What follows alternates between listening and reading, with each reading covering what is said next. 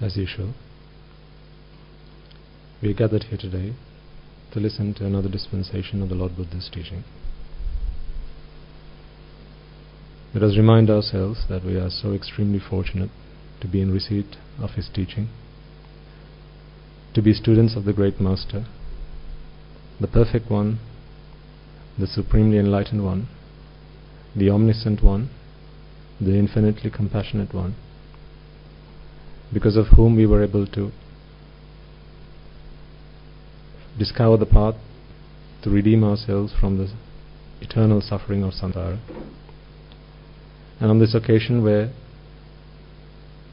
we take the time to listen to his teaching, understand it and comprehend it, let us all first take a moment to pay homage to the Buddha, reminding ourselves that it is because of him we have this path to salvation. Namo tassa bhagavato arahato samma sambuddhassa. Namo tassa bhagavato arahato samma sambuddhassa. Namo tassa bhagavato arahato samma sambuddhassa.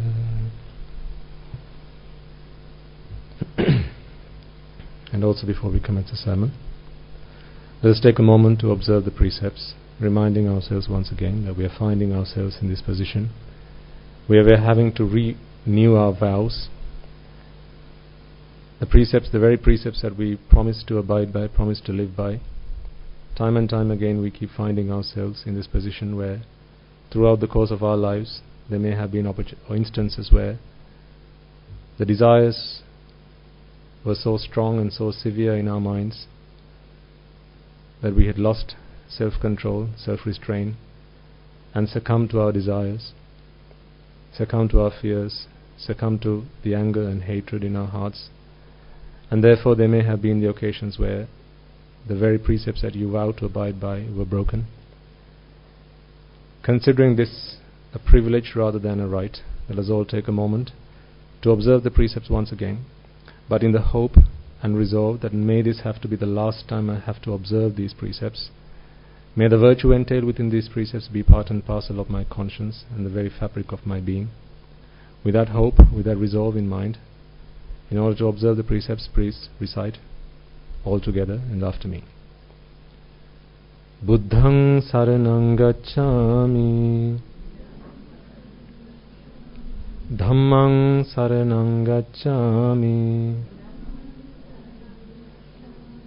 Sanghang saranang gacchami, Dutiyampi buddhang saranang gacchami, Dutiyampi dhammang saranang gacchami, Dutiyampi sanghang saranang gacchami, Tatiyampi buddhang saranang gacchami, Tatiyampi dhammang saranang gacchami, Tatiyampi sanghang saranang gacchami, Saranaгаmanang sampunnang, Panatipata veramani sikkhapadang samadhiyami.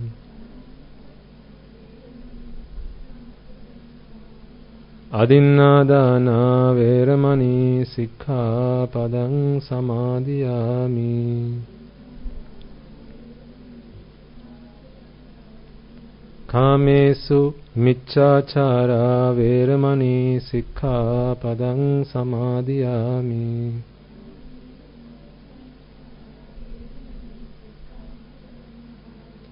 Musavada veramani sikkhapadang samadhiyami. Suramera majjapama datthana veramani sikkhapadang samadhiyami.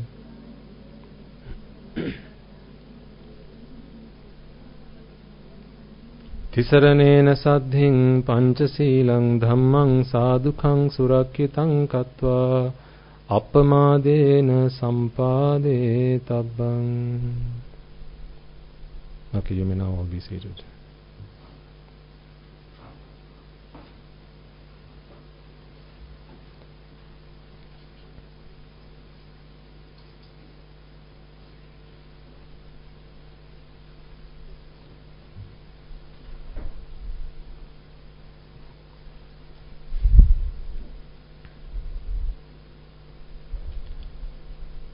Most venerable members of the Mahasangha, distinguished gathering as well as those joining us online. Before we commence the sermon, let us all take a moment to invite all the devas, brahmas, spirits, demons and the dead, all those beings who will have been with us throughout this infinitely long journey in samsara, those beings who will have been mothers to us, fathers to us, brothers, sisters, uncles, aunts, nephews, nieces, grandparents, employers, employees, teachers and so on and so forth, many countless times in this infinitely long journey. There will have been many times we will have been at their debt, and this is now the perfect opportunity for us to repay such debts that we owe them, by offering them the gift that excels all other gifts, and that is the gift of the Dhamma. Let us invite them such that they are able to witness this meritorious deed and acquire due merit, which may help them to redeem themselves from the woeful planes, if any of them have today been born in the woeful planes, and to be born in the blissful planes. And for any of those beings who are already in the blissful planes, may they be able to listen to this teaching, may they be able to understand it and comprehend it, and be able to redeem themselves from the shackles of samsara once and for all.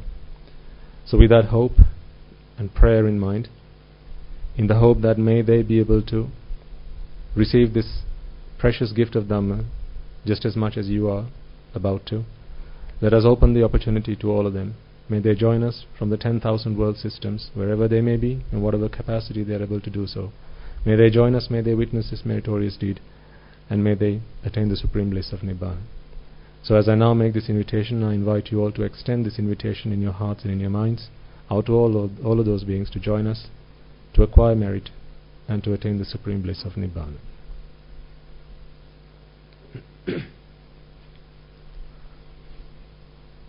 Samanta Chakravalesu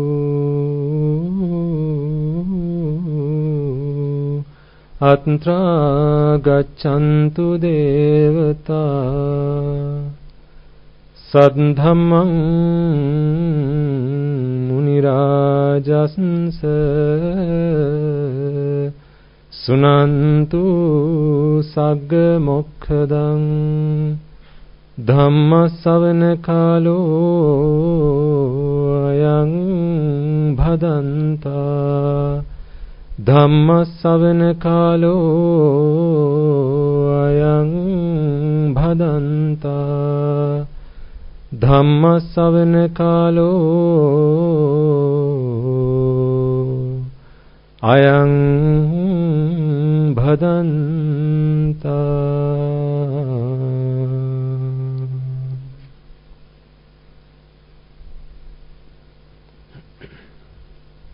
And also before we commence, let us all take a moment to remind ourselves of the change that this Dhamma has had on our lives. Consider for a moment who you were in this life itself, before you were appeased by the Dhamma, before you found solace and refuge in the Dhamma, the kind of person you are, the kind of characteristics and the attributes that you possessed. The person who you were not proud of, but today, thanks to the Dhamma, you have changed beyond any imagination. Now consider how you might have been in this infinite long journey in samsara, remote and removed from any moral and noble association, where virtually all associations were with immoral and ignoble people who defiled our minds with raga, dvesha, moha, desire, aversion and delusion, and having been blinded with ignorance and attachment, avidya and tanha, innumerable and uncountable will be the times we will have offended the noble ones, the Samma Sambuddhas, the Pacceka Buddhas, Arahata Buddhas, Anagami, Sakrudagami, Sotapannas, be they on the path or having attained the fruits, as well as the Buddha's ministry, the Sambuddha Shasana. For any words, actions or thoughts that were directed towards them with malice, revile or desecration, such actions, thoughts and words may today block and hinder our progress in the Dhamma. It may shut the gates for us to achieve the salvation of Nibbana. Therefore, before we commence this sermon, let us all, with humility in our hearts and in our minds, accept that this is who we used to be, and take a moment to seek forgiveness from the noble ones for any words, actions or thoughts of abuse, slander and desecration that we might have directed towards them either knowingly or unknowingly.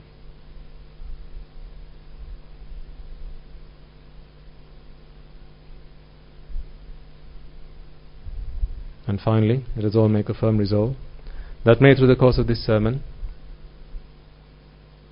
you be able to understand the teaching of the Buddha, and in doing so be able to close the gates of the four hells once and for all. If there are any among you who have already attained the state of Sotapanna, may you be able to fulfill the subsequent stages and be able to attain the supreme bliss of Nibbana. So with that resolve in mind, I invite you all to prepare yourselves to listen to this sermon.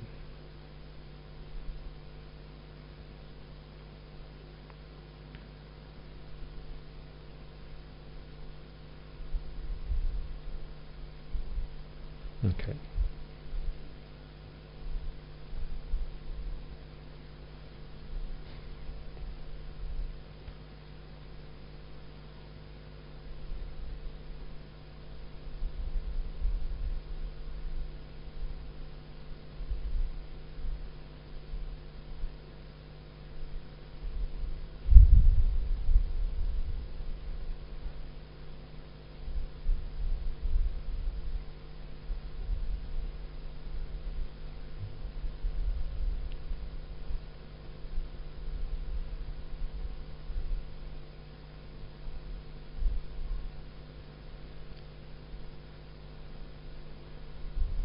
Some new faces,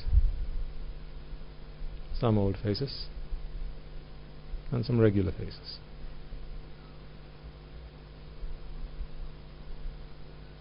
The thing is, we've met each other so many times. Far too many times for my liking. So really, there are no new faces. Every face is an old face. Isn't that so? How so? Absolutely. We've met each other far too many times now. I'm sick and tired of seeing you guys. I'm sick and tired of seeing myself in the mirror, let alone you guys.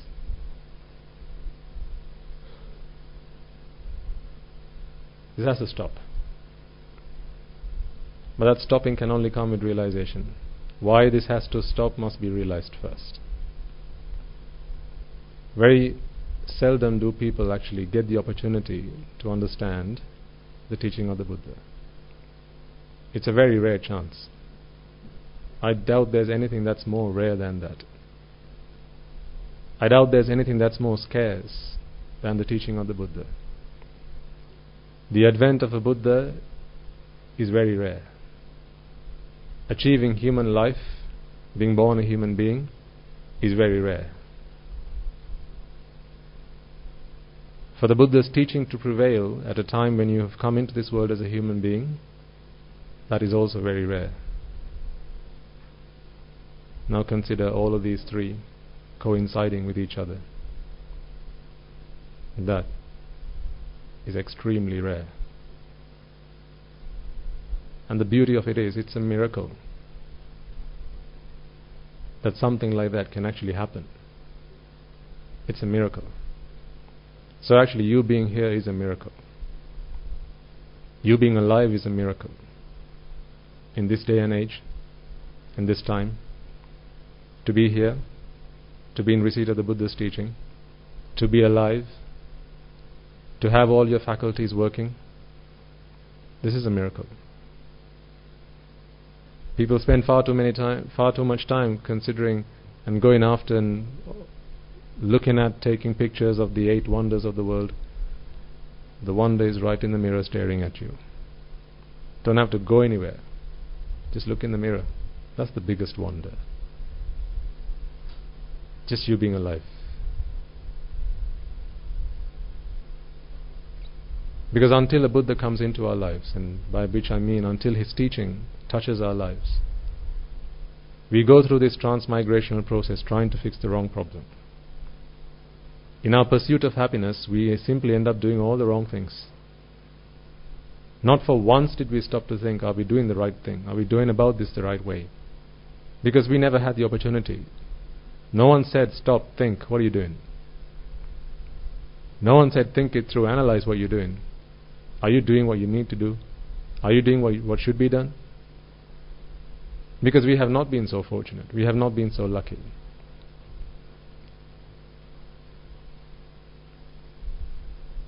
Associations have always been with immoral, ignoble people, as I always remind you at the beginning of the sermons. And the worst thing is, when you have this kind of association, these associations incline us to offend the noble ones, not realizing how precious they are, not realizing the value that they hold, how valuable these associations are. We offend them, we desecrate them, we bring shame upon their names, we curse them. Don't know about you, but these are all things I've done. And I regret. This is why every day I make it a point to seek forgiveness from the noble ones. Hopefully it's become a habit in your lives as well. It's so important, folks. I can't emphasize how important. The things that I say to you when I come and sit down here, I want you to understand that you shouldn't be taking any of this lightly. You really mustn't be taking any of this lightly. Everything I say for a reason. Sometimes you don't realize how serious it is. Sometimes you don't realize the errors of your ways. And when pointed out, sometimes people don't take it seriously. People don't take it seriously when they don't think twice about breaking the precepts that they have vowed to abide by. They don't take it seriously. At a whim and a fancy, people are so ready to take someone's life, either a person or an animal, any kind of being. It's just an insect. It's just a tiny life. Who cares? No one cares. That's what you think. I want to show you today the repercussions of those actions. You will see in a moment. I talked to you last week in great length, and I went through the discourse the Buddha gave about the Deva messengers, the Devaduta Sutra. Perhaps some of you had the opportunity to go and have a read of it at your leisure. Now today I'll bring it alive for you. You'll be able to see a video that our monks have put together on your behalf to help you realize the seriousness, the gravitas of wrongdoings. The Buddha says there's nowhere you can run and hide. You can run, but you can't hide. There's nowhere. Not in the skies, not in the great depths of the vast ocean. Nantalikena samujjamanti. You can't go and hide in the caves of a mountain.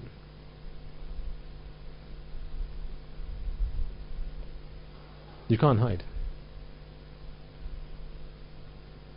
You can't leave this planet and go to another planet and hope that the wrongdoings that you have done will not bear their fruit. No, of course they will. Because everyone has to surrender when it comes to karma vipaka. But people don't think about this stuff. Why? Because it's so easy not to. So easy not to. You will know through experience that making the right choice is usually a very tough one. Even when you know right from wrong, doing the wrong thing is so easy, isn't it? But doing the right thing, no, that's very tough. It's very difficult to do the right things. But to do the wrong things doesn't take a long time. To bring a child up into this world, to help him grow, help him or her grow up, learn manners, learn values and virtues, and become a law-abiding citizen, that's a long, drawn-out process. But to get that child to engage in misdeeds, to take drugs, to engage in violent actions, to engage in sexual misconduct, to lie, to steal, doesn't take a lot. It's very simple. All you need is one bad association, one bad apple, and that's all it takes. People don't realize the consequences of their actions. When the chickens come home to roost, gosh, then it's too late. It's too late then. This is why you must contemplate on the way you conduct yourselves now, folks. And again I repeat myself, I hope you realize the gravity of the things that I share with you. Please do not take any of this lightly, because one day you will regret. You know, on one occasion the Buddha addresses his monks and he says, and as I read this, it's a stanza in the Dhammapada, sent a shiver down my spine. He says, monks, you better be heedful. You better be diligent in your practice. Do not waste time. Do not waste your valuable, precious life. Be diligent in your practice. Because if you don't, one day you will have to drink molten lava. Red hot molten balls of copper will be dropped down your throats. It will burn you from the insides as it works its way through you, through your body, through your guts, through your intestines. And when that day comes, do not look to me and say, I didn't warn you.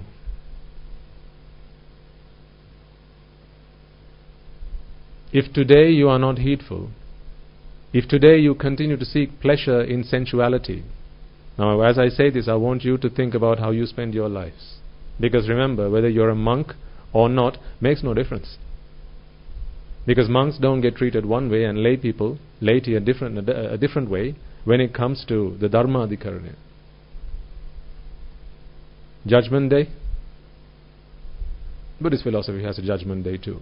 When you are faced with Yama,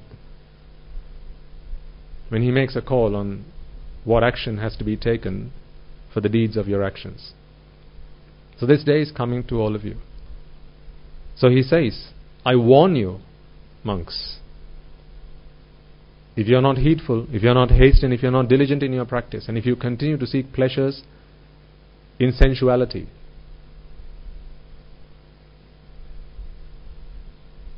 then be warned.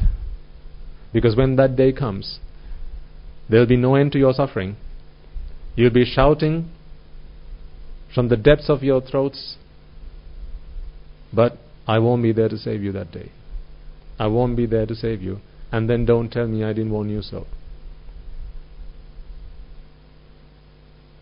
So don't take any of this lightly. I don't take a single word that the Buddha preached, the Buddha taught lightly. Because I can't afford to. That's why. All my life I took it very lightly. I didn't think much of it. I paid far more attention to everyone else and very little attention to what the Buddha taught me. Oh, how I regret. But now I can't reverse the actions that I took.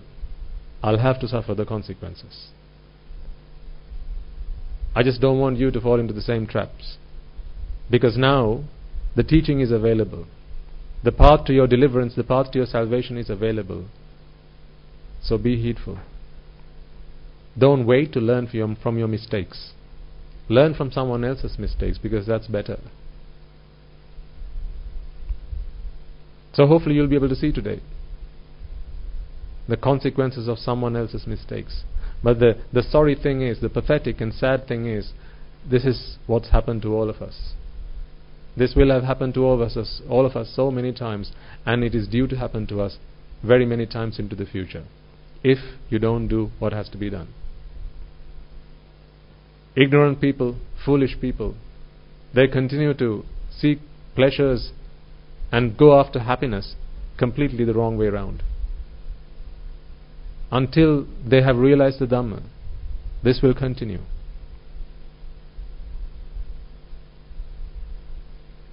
This will continue.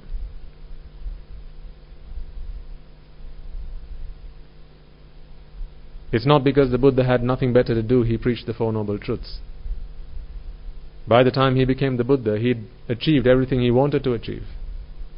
All the years of his hard work and labor had already borne fruit.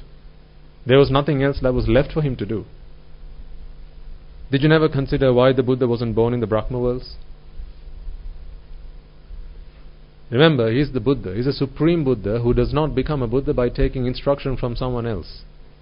So the Dhamma has to arise in his own mind. He cannot become a Buddha by taking instruction or listening to the Dhamma from someone else. So therefore, actually, he doesn't even need a pair of ears or eyes. So even as an Arupavachara Brahma, a Brahma with no form, no physical being, no physical body, he could still have become a supreme Buddha. Why? Because the Dhamma has to arise in his own mind, not through listening, not through hearing someone else preach does he become a supreme Buddha. So then, just ask yourselves for a moment, how come he came into the human world? He could have stopped in the Rupavachara Brahma worlds and then saved everyone from there on. He could have stopped at Paranimita Vasavarti, which is the celestial plane with the highest amount of pleasure. So they say. In a worldly sense, the greatest amount of pleasure. He could have stopped there. He could have stopped at Tusita. He could have stopped at Chatur Maharajike, the four great kingdoms. But no, he came right down to the last step, the last opportunity that anyone has for salvation, which is this human world.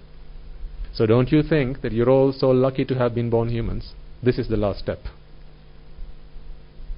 Don't you for a moment think that we are safe. This is the last step. You're on the last train. If only you had just missed one step, you would be back in the four great hells. This is the last step.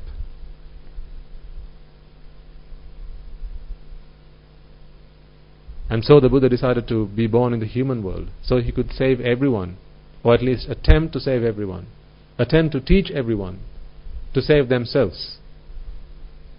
Remember, the Buddha is not a savior. He can't save you. He can give you the teaching so you can save yourself.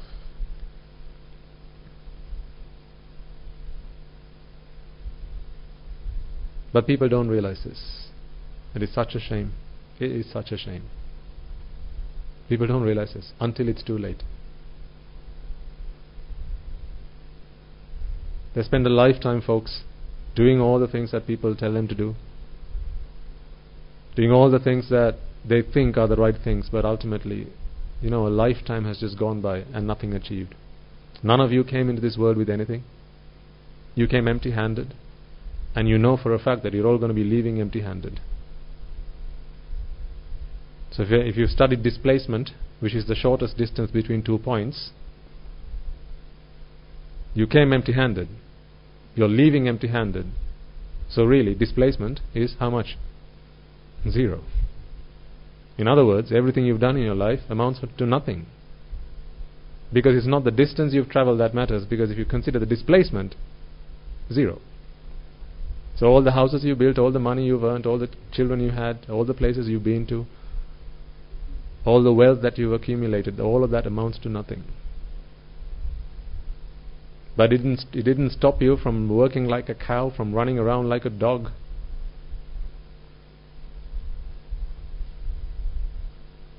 A never-ending game. To this date, you're not satisfied, you're not content. You're still looking. You're still running. You're still searching. You've got to think about these things seriously. This is not a joke, because we're talking about your life here. Joke about anything else, but don't joke about your life. Because if you're not serious about your life, then who do you think will be?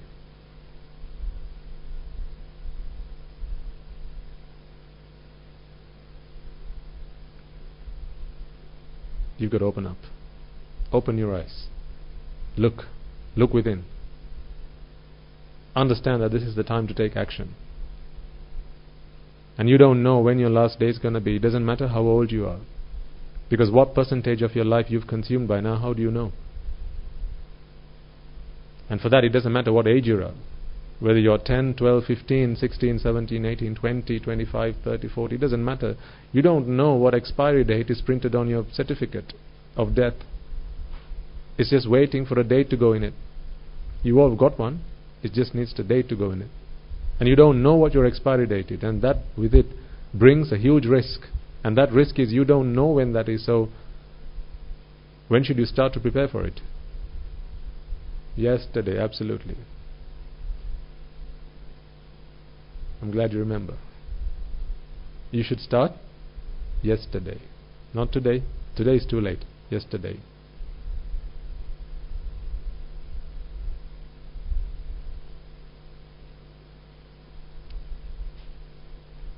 I'll keep reminding you folks of this, because I doubt there's anyone else out there who remind you to do this, to pay close and great attention to how you spend your life. You're spending something you're never going to get back again.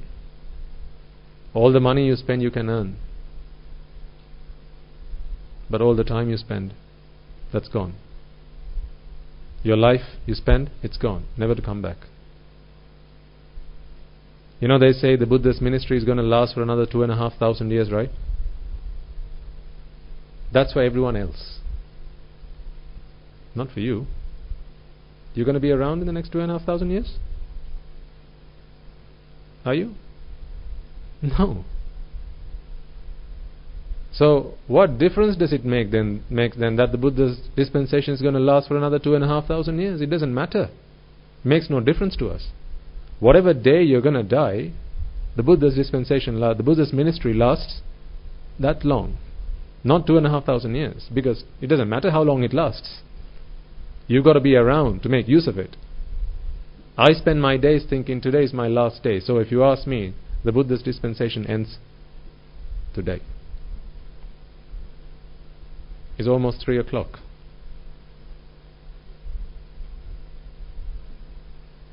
The Buddha's dispensation ends in 9 hours. Have you taken from it what you should?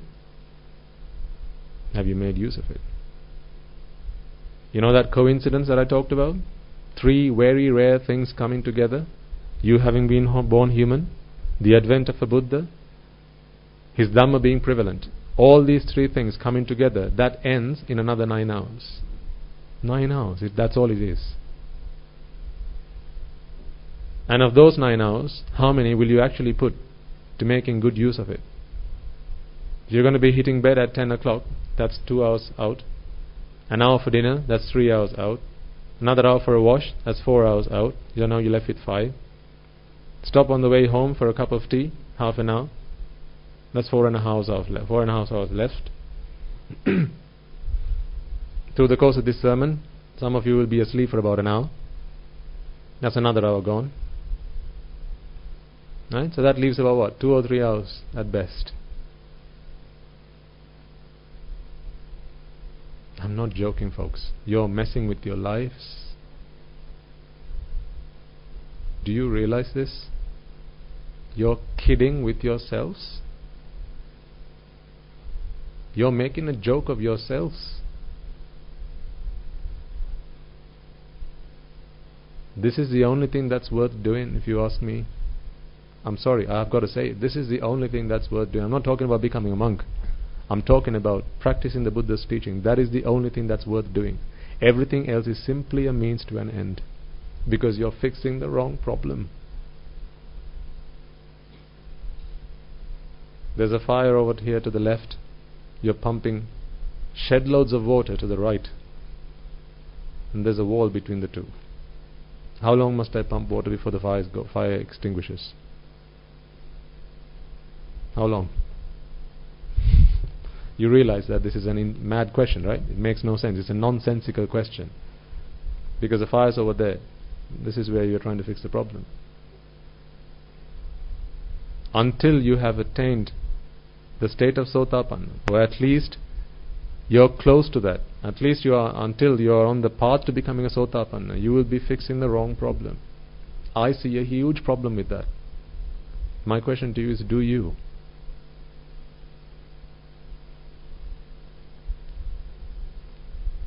I see life sipping past by you. My question is, do you? Don't you fall into the fallacy that I'm still young. I'm only a teenager. I've got a whole life left in front of me. Just wait.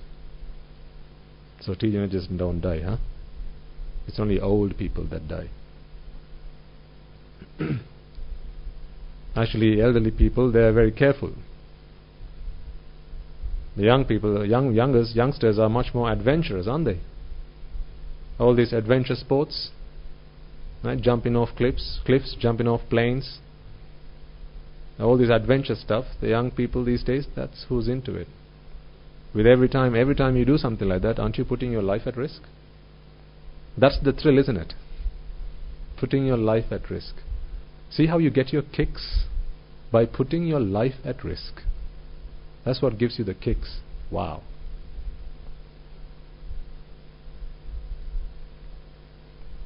You get excited by putting your life at risk.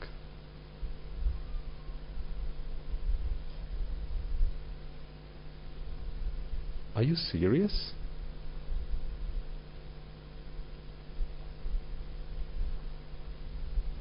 Stop and think. I'm not saying do them or don't do them, but I think you should really reconsider. I liked adventure myself when I didn't realize the value of my life. Plenty of times I almost messed up going to do adventure stuff. Plenty times. Wow, I was lucky.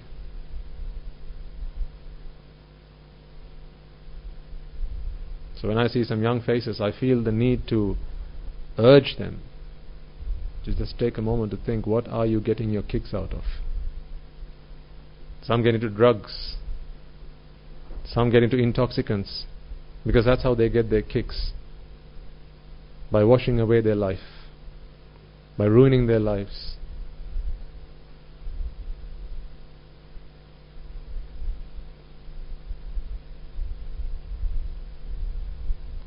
You better understand the seriousness of what I'm saying to you, because you have been blessed with this one opportunity. I don't believe that in the last 2,500 years I'd ever come into this world, ever. This is my first and last opportunity. That's how I think to myself. Don't know about you. The Buddha came into this world. He said 5,000 years is how long my dispensation lasts, my ministry lasts. I think this is my first and last time. I was not here before, and I'm not going to be here after. If I die now, I don't believe I'll be here after. I'll be somewhere else. Next time I'm born a human being, there probably won't be a Buddha. Just think about it, right? How many Buddhas do you think have come and gone? Right? Think about this seriously. I'm proposing an important point. Think about this, right? How many Buddhas do you think have come and gone? 10? 100?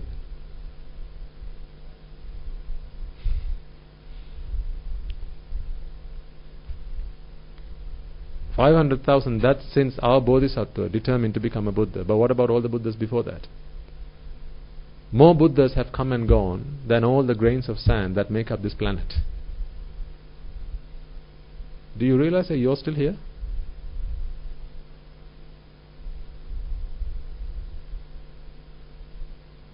You're still here. More Buddhas than there are grains of sand on this planet have come and gone, and guess what? You're still here.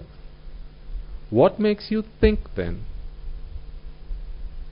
that if you're not heedful, if you're not diligent, you're going to do it this time round? So then I have to ask you the question, why didn't you do it last time round? And the time before, why didn't you do it then? What about the time before that? And the infinite number of Buddhas that have come and gone, why didn't you do it in their time? What makes you think you're going to do it now then, if you don't take a different course? If you keep doing the same things, you're going to keep getting to the same results. That's simply that is the point. You have to change. You have to change. You can't expect to keep doing the same things and expect a different result. Can you? Keep doing the same things and expect a different result. Surely that doesn't make sense even to a child of little intelligence. Even to a young child that makes sense, right? You can't keep doing the same things and expect a different result. You have to change. The question is when? The answer is yesterday. Remember, yesterday came and went. Did you change? You know, the sad thing is, as much as I urge you to do this, I know that only 10% will do it. If there are 30 here among you, 3 of you will do it. The other 27 won't. Why? I don't know. I don't know why. I used to want to find all the answers to these questions. Why do people not do as I say? I stopped going to that class. You know, if someone comes and asks you, why don't these people listen to the Dhamma? You know, if Swaminatha, you keep telling, do for your 15 minutes, why don't they do it? My advice is, don't sign up to that class. They don't because they simply don't. That's why. Why do liars lie? I wanted to find the answers. Well, the best I came up with, well, they're liars. What else do you expect them to do? They lie. They're liars. What else do you expect them to do? So I no longer want to try and find answers to these things. But I've come up with a phrase to very aptly describe this scenario. Why do people not do as you ask them to do? When they don't know what's best for them and someone tells them, this is what you ought to do, why don't people do it? The best I can come up with is, well, isn't that interesting?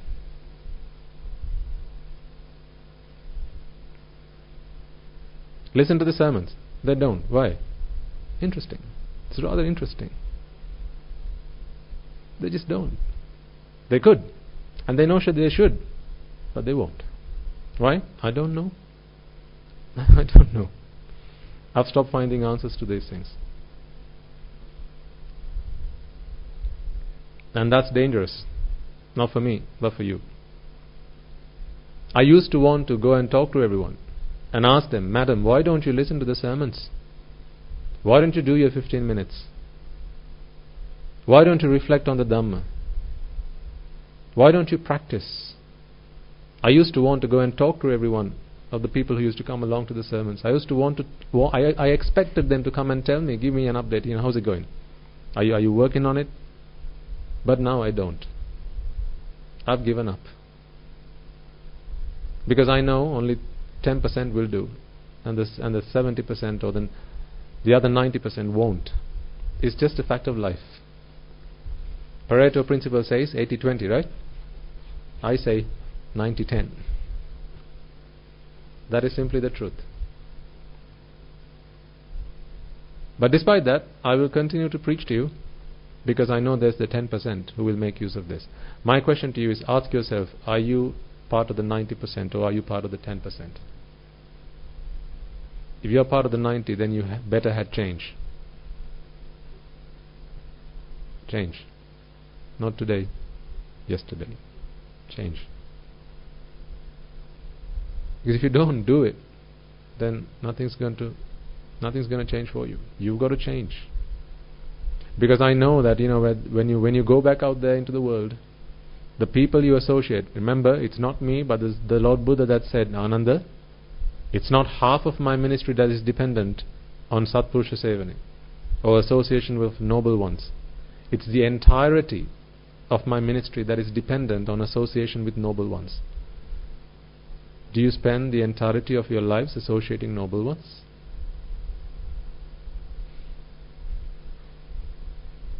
So what makes you think then, if you don't do the things that we suggest you do, anything's going to happen?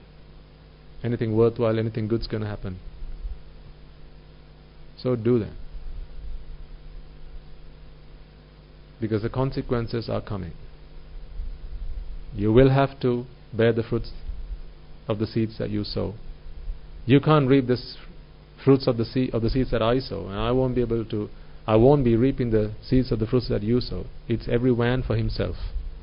We can help each other. We can show each other the path, but it's everyone for himself. Every woman for herself, every man for himself, and every child for him or herself. You've seriously got to take this seriously, and you've got to take charge of your lives. No one else is going to do it for you. If you don't have a plan, you're going to fall into someone else's plan. Tata, he has a plan for you. Sansara has a plan for you. If you don't have a plan for yourself, then you're going to fall into that plan, and it's not going to be a fun ride. So last week I talked to you about the Devaduta Sutra, the discourse that the Buddha gave about the Deva messengers, and how people have to face the consequences of their actions. And remember, one of the occasions that sent a shiver down my spine was when the Buddha said, monks, I say this not from hearsay, I see this with my own divine eye, and I'm telling you about this because I know that this is the case. I know this, and therefore I say this to you. So what he said in the discourse that he gave his monks, he saw it, and he warned us, this is what's coming. My second favorite person, who's my second favorite person? King Yama. Why is he my second favorite person? How many chances does he give? 5 whole chances. Not 1, 2, 3, but 4. He gives 5 chances. 5 chances he gives and asks, did you not see a little child turning around and prone in his own excrement, in his own urine, unable to fend for itself? You were all there, right? Or did you all come into this world walking and running and jumping up and down? No, you were all there, and most of you will have children have had children in your life, so you will know the state that they were in their own excrement, right? Child can't change its own pampers. You've got to go and do that for the child. Right? If a mosquito bites, then the child doesn't know what's going on. All the child experiences is pain. You put the child on its back. The child is unable to turn and adjust itself when it feels the pain and the pressure of it, the bed sores, right? The child can't adjust itself. So it's completely and wholly dependent on the parent, on someone else, for his sustenance and survival. See, helpless. So the King Yama asked, did you not see this happen to other people? And when you did you not realize that you haven't escaped this plight? Did it not dawn on you for one moment that you're going to have to go through this? No, sir, I was heedless. I saw this, but I didn't think to myself that I have not escaped this. Oh, well, what a pity. Well then, you have to be responsible for your own actions. Your mother, nor your father, nor your brother, nor your sister, nor your accomplices, nor your friends, nor your companions can suffer or bear the consequences of your actions. You and you alone will have to bear the consequences of your actions. And remember I said there was a salient point there why he asks about the mother and the father and the brother and the sister and the friends. Why does he say these things? Yeah, these are the people that you surround yourselves with. These are the people who will virtually always influence you to do the bad things in your life. The people that you surround yourself with. Did I not tell you that you're the average of the 5 people that you spend most of your time with? Some time ago I asked you to consider who are the 5 people you spend most of your time with. Whatever good they do, whatever bad they do, you're their average. And for some people this was an eye-opening activity and exercise. Some came back shocked. Swaminas, I didn't even realize. I'm not going to talk to her anymore. I said, good. Because you've got to walk away from the 90% folks. You've got to walk away. Remember, it's your life you're gambling. Not my life. It's your life you're gambling. Walk away from the 90%. Don't hang around the bad crowd. Don't hang around them. Walk away from them. Don't hang around the people that talk to you about indulgence in sensualities.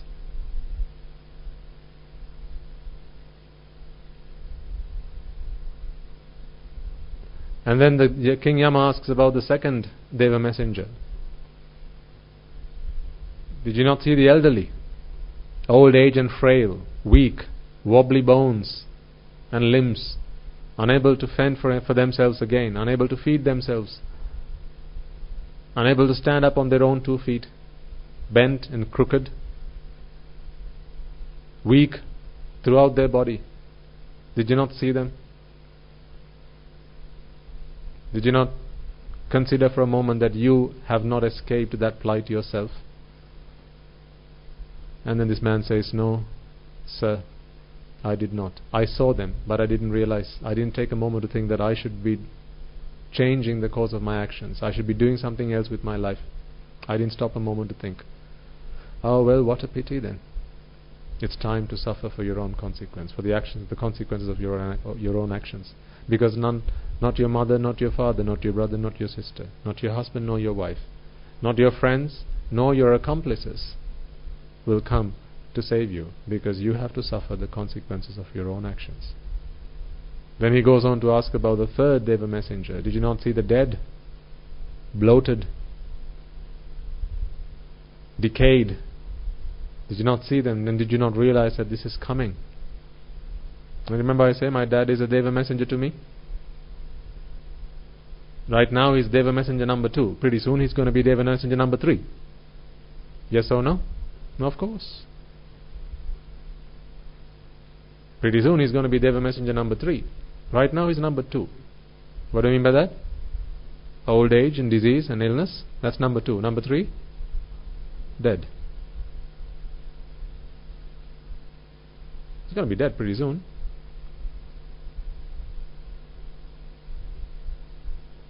I can read the look on your face. It's like, he's so heartless.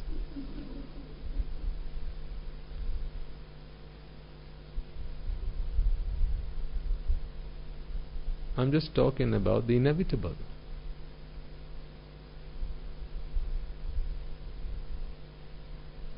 Is it not the truth? It's not like I have some kind of morbid fascination with death or something like that, right? But you have to face the truth.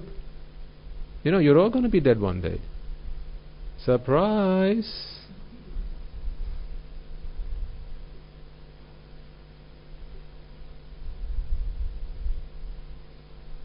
So my dad's going to be dead soon. And if I'm lucky, I'll be around to see it. Huh? Why? If I'm around to see it, then it just means that he's predeceased me. So I've still got more time left. Is it not foolish for me to say that I hope I'm not going to be around to see him die? No, that's a pretty foolish thing to say. I hope I'm going to be around when he's dead. I hope I'm going to be around when my mother's dead. Why? It just means that I've still got just that little bit more time to do what I have to do with my life. So I hope I'm going to be around when you're all dead. Mustn't you be wishing for the same? Yes or no? Of course. Parents hope that you're going to be around when your children are dead. Yes or no? And children hope that you're going to be around when your parents are dead. Why? So you can throw a party? No. So you can realize that you've got to be heedful. So you can realize that, look at what's happened to this man, look at what's happened to this woman, look at what's happened to this child. They spent a lifetime trying to do all these things which ultimately amounted to absolutely nothing. What a waste of a life. Perhaps at least now I should start to make a change in my life. That will be an eye-opening moment. All I'm saying is open your eyes now and don't wait for that to happen. So that was the third Deva messenger. Then there was the fourth Deva messenger.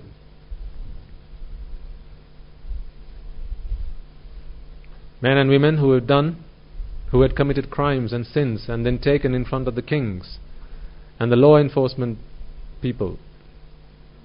So who are punished for their bad actions, for their evil doings, for their wrongdoings. How they were whipped. Remember Rahu's mouth? The punishment. When you get a chance, go on YouTube and just type in punishments in the royal times. Have a look. You'll find some interesting stuff in there. Some pretty neat, interesting stuff in there you'll find. Have a look when you get back home. Punishments in the royal times. Have you heard of the brazen bull? Oh, you should.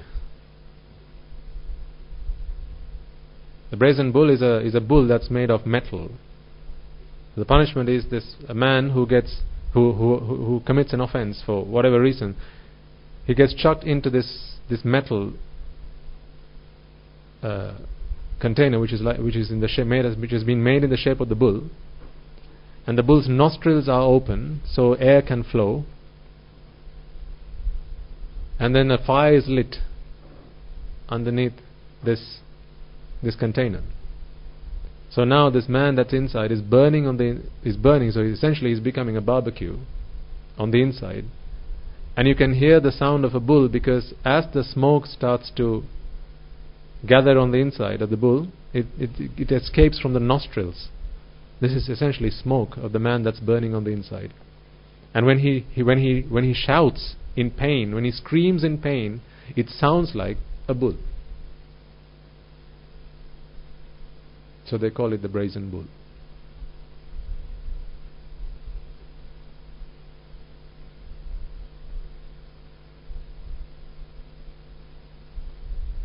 How come you look like you've never heard of this stuff? You've been in one. Come on, remember.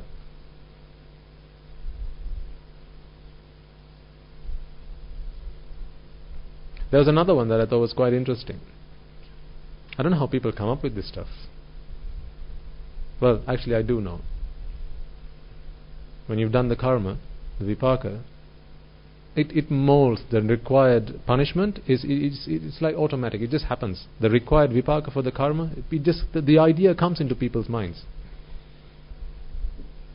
So what they do is, a man gets laid down on a bed and he can't move, so he gets tied down to the bed. And what they do is they take a bucket, like a pail that you put into the well to pull water, to draw water out of.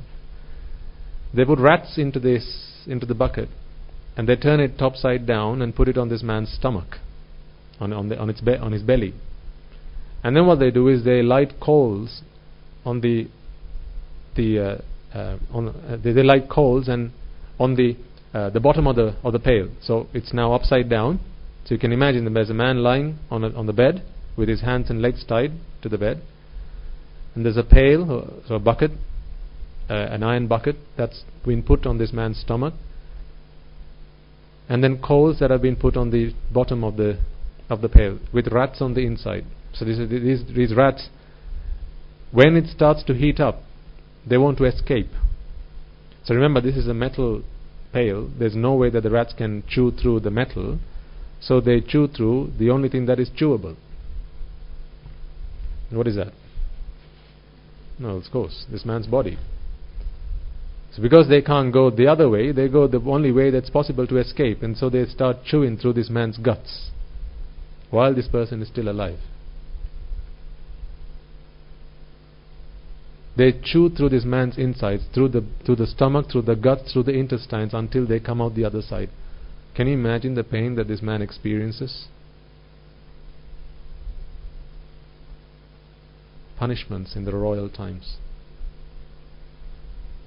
This is heaven compared to what King Yama is going to decree when he gives you his final verdict. Let's have a look, because this awaits for any among you who have still not decided that there's only one thing that is worth doing, and that is to rid your mind of attachment and ignorance and walk the Noble Eightfold Path.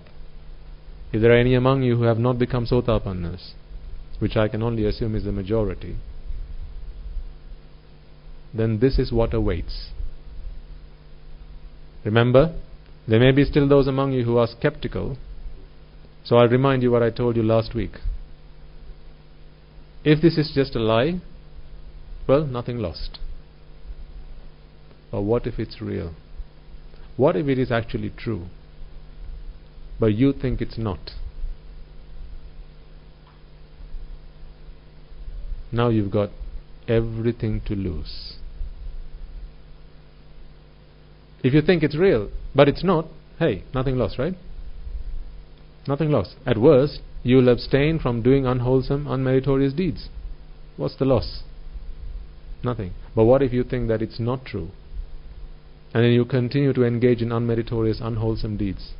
Killing, stealing, indulging in sexual and sensual misconduct, lying, backstabbing, engaging in frivolous speech, slandering, desiring the property of others, being evil in your thoughts, hatred, anger, malice. Ask yourselves, children particularly, are there times where you have frowned at your parents? You will see the consequences in a moment.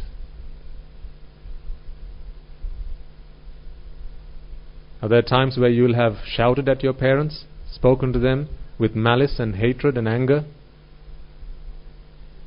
You will see the consequences in a moment. I want you to watch this.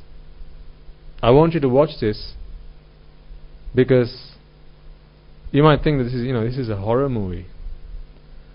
But the thing is, today you're watching it. Tomorrow you're living it. You're going to get to star in it.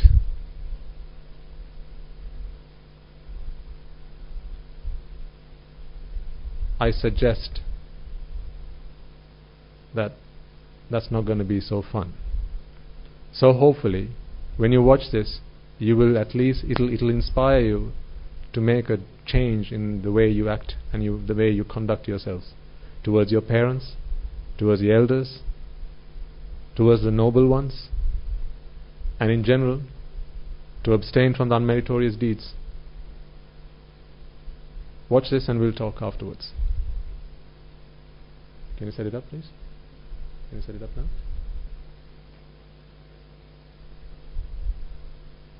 Are we able to see it on the laptop side? Because I can't see what's going on.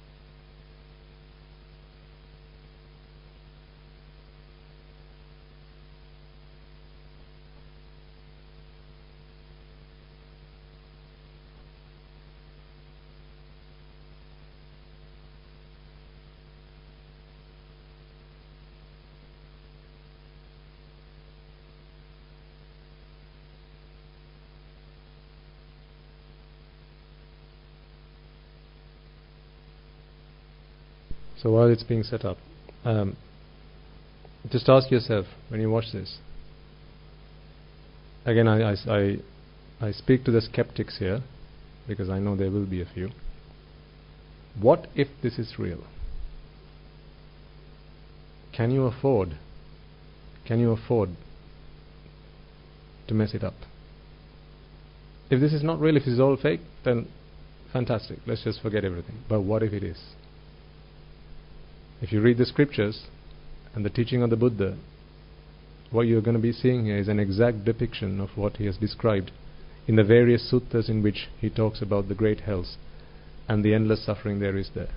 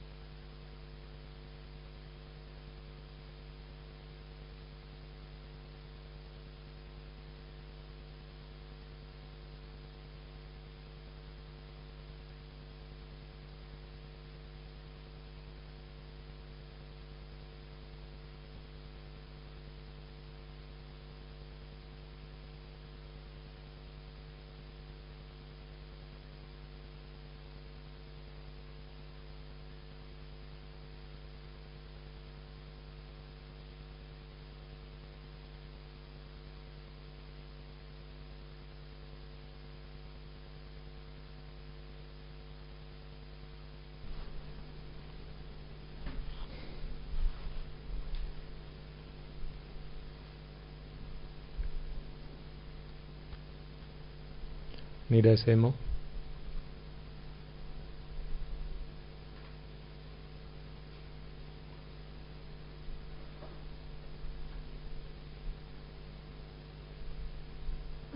None of that is made up stuff. That's not fiction. That's the truth.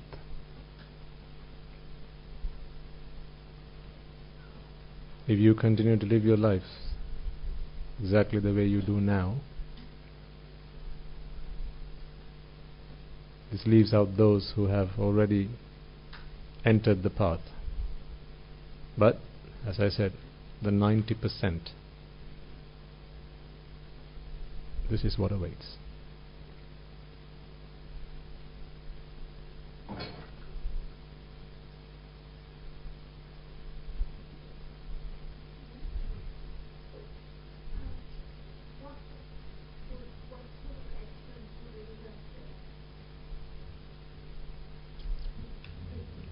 Yeah.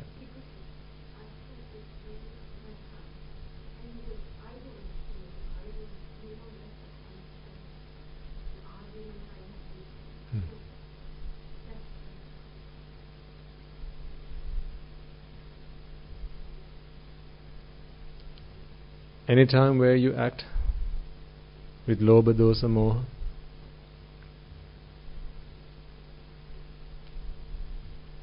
these are the consequences. Killing doesn't have to be simply taking someone else's life.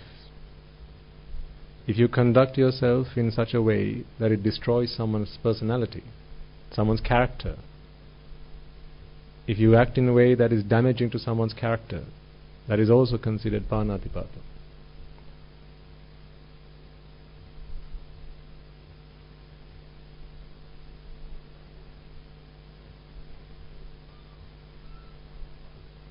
Taking what belongs to someone, people think, this has to be done on a massive scale. No, it doesn't. Very little things, simple things.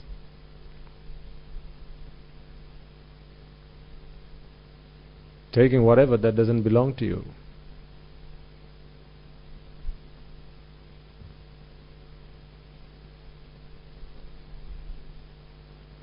Engaging in sensual misconduct. This is why I don't like to use the word sexual, because that is simply the extreme of that. Or doesn't have to be sexual misconduct. Sensual misconduct is more than enough. Where you indulge in sensuality, where you praise sensual pleasures with other people, constantly trying to pull other people into a world of sensual pleasures, talking to them in a way that ignites the fires of raga, dvesha, moha in their minds and in their hearts.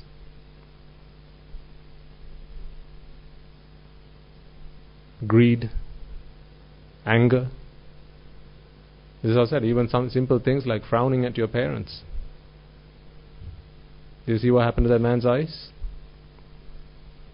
What do you think might have been the actions that deserve those consequences? Some people act in a very big-headed way. Did you see what happened to the guy with the big head?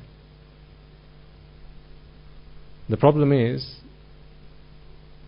because you don't see these things happen to you in real time, people don't realize the seriousness of this. In the way that people conduct themselves with the Buddha, Dhamma and the Sangha. Misdeeds, desecration, aripavad, all of these are consequences of those actions. Lying, backstabbing. And sometimes people may think, well, I haven't done all those in this life, but it's not simply the deeds of this life that will bear fruit when you go there.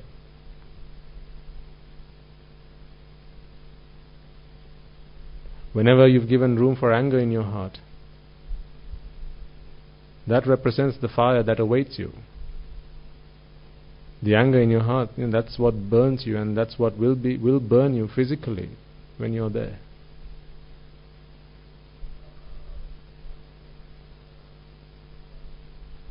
There's simply no escape. Even in the workplace, people think, well, I'm a very just citizen of the country. I'm very subservient, or I'm very loyal to my workplace. But, sometimes it's very easy for someone to be loyal but still be a thief. They don't even realize they're doing it.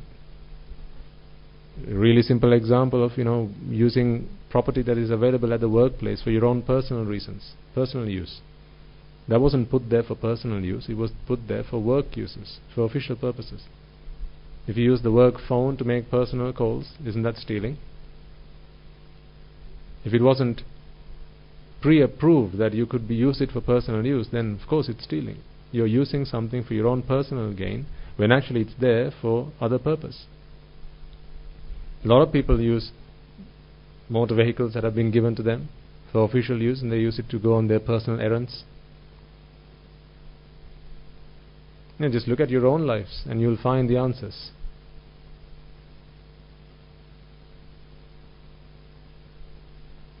Because of competition that people have with each other, even in schools. When one child wants to be better than the guy sat next to him or her, some people will go as far as stealing their notebooks, hiding them so that they are not going to be able to access them and do their studies. All of that is stealing. It may seem like really simple things, but the consequences are quite grievous. Because the thing is, when you do something like that, it's not just one thought which is required to commit that sin. Many hundreds of thousands of thoughts. The power of a thought is immense. It's the very fire that ignited in your heart which represents the fire that's going to burn you alive when you're in the great hells.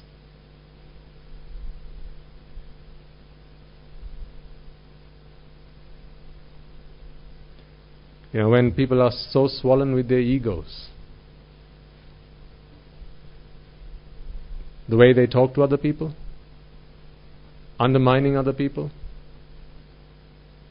through ego, one-upmanship. I'm better than you. And sometimes, they don't say it out explicitly, but the way they use their words, it's clear that what they're doing is undermining someone else. Big-headed. And, you see what happens.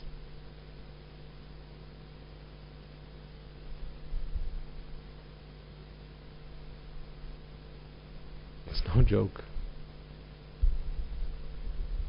Especially, these days, something I'm really concerned about is how children spend time, and the things they do with their parents.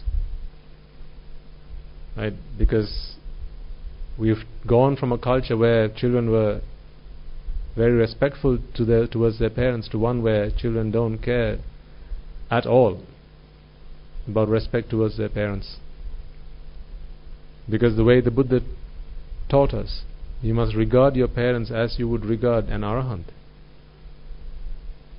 So if there's something you wouldn't tell an arahant, well, you mustn't say something like that to your parents.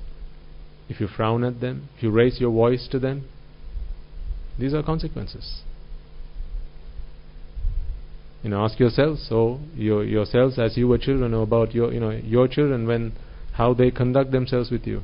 If you say don't do something, then what is usually the response back these days, particularly teenagers these days? Because they think they know better, and no respect, no regard for parents. Raise their voice, shout back. I see a lot of teenagers these days. This is their fate. I don't know how many among you, but this is their fate for a lot of teenagers these days. I'm not talking in other countries. In Sri Lanka.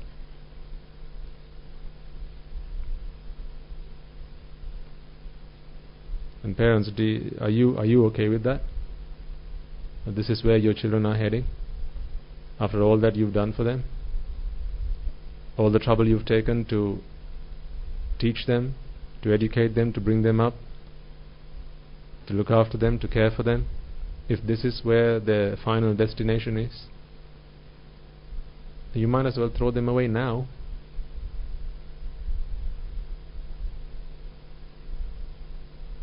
Because one day they're just going to be meat. You might as well drop them at the butcher's on your way back home. Because this is what awaits.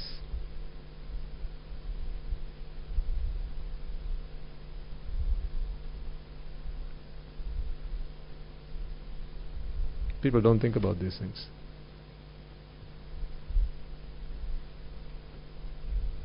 Without an understanding of the Dhamma, there is no hope. Yes, sir.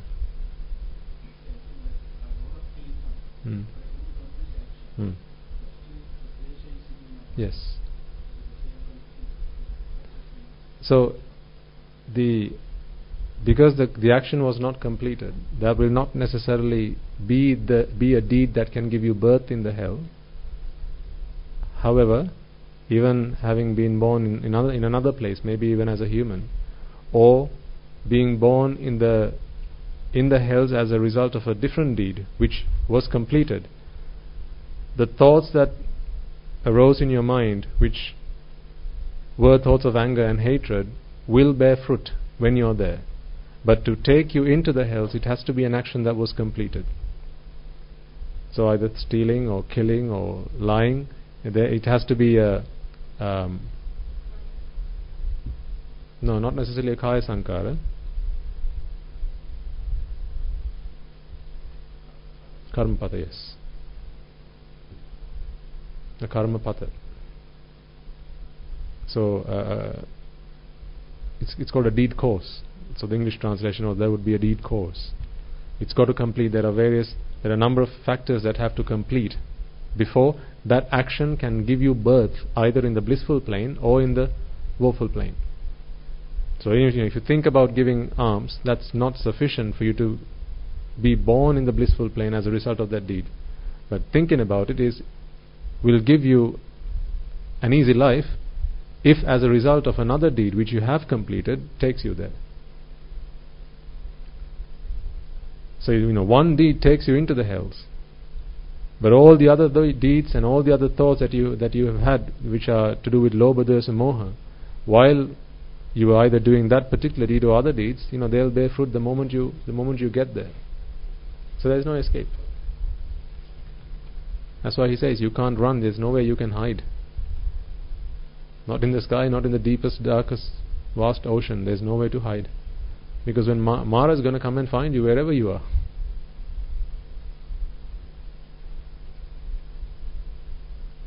So what I want you to do is, look back at your own lives. Not to regret, not to repent, because there's no point in doing that.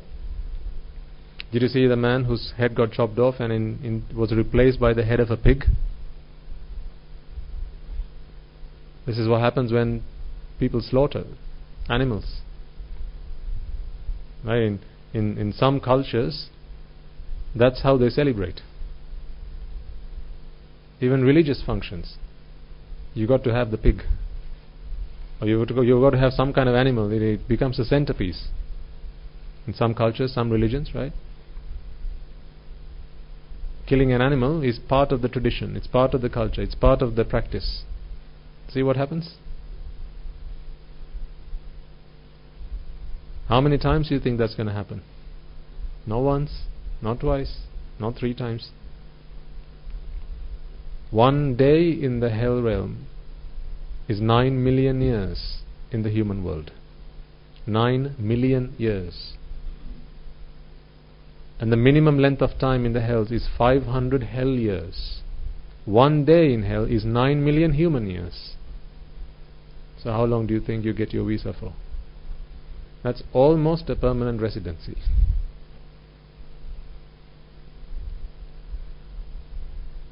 Wake up.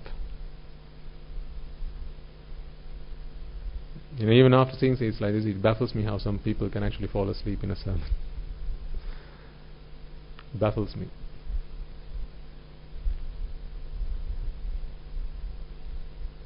Because there's something you have to do to save yourself. I'm doing it 24/7, 365 days a year. You're doing it once a week. Good luck. Once a week, you practice the Dhamma. 6 days of the week, you practice worldly pleasures and the things that you have to do outside. Because nothing you do that is outside the Noble Eightfold Path is going to save you from the 4 hells. Wow, how come? Because only a Sotapanna is free from the 4 great hells. To become a Sotapanna, you have to enter the Noble Eightfold Path. It's with Samma Ditti you become a Sotapanna. So not all the money in your bank account can make you a Sotapanna. Not all the houses, not all the property, not all the wealth, not all the riches can make you a Sotapanna. It's only the Buddha's Dhamma that can help you get there. This is why we urge you and we virtually beg you to realize this for yourselves and treat the underlying cause. Because otherwise all of existence is simply fixing the wrong problem. You want something, you don't have it. People fix the don't have it. People don't fix the right problem, which is the don't have it. The don't, or the wanting. Acquiring what it is you desire. People think I don't have it, so that's where the problem is, so let me go and acquire it. Everything in your lives you've done so far, just ask yourself, was that not to acquire what it is you desired? Right? Why do you get up from bed in the morning? Get out of bed in the morning. It's to acquire what you desire. Right? Jobs and studying and schools and earning money, going to the gym, going to the saloon, meeting friends, going to the pub, going to the club, right? Going out, restaurant, watching TV. All of these things is to acquire what you desire. The problem is desiring, not having what you desire. That's not the problem. So all life you spend trying to acquire what you desire, but that's not where the problem is. The problem is desiring. And the desire comes through attachment. So the only way to rid yourself of this suffering is to actually rid the mind of attachment. If you do it to some extent, then that's when you become a Sotapan. When you realize that attachment is the cause of all suffering, not the absence of the things you want. That's not the cause of suffering. The cause of suffering is attachment, is wanting the things you want. It's wanting, it's the desire that is a problem. Because when you set your mind on something and you've decided, right, I want it, people will go to any length. And most of the time, as I said, it's easy to do the bad stuff to get what you want, right? It's easy to bribe someone than work hard and get to where you want to be. Easy to bribe. Why do you think bribery is such a big problem nowadays? Corruption. It's easy to do those things through evil means. So when you've got to set your mind on by hook or by crook, I'm going to get this, but you're going to be treated by hook or by crook.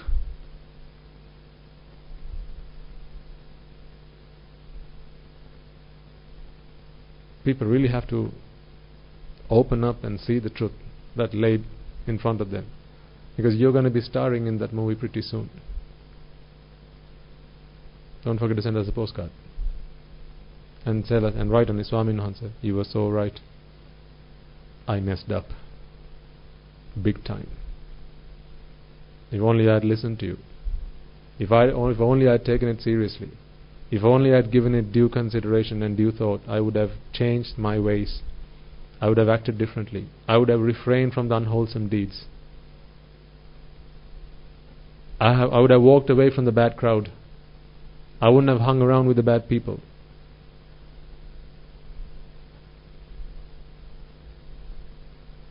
You know, it really is.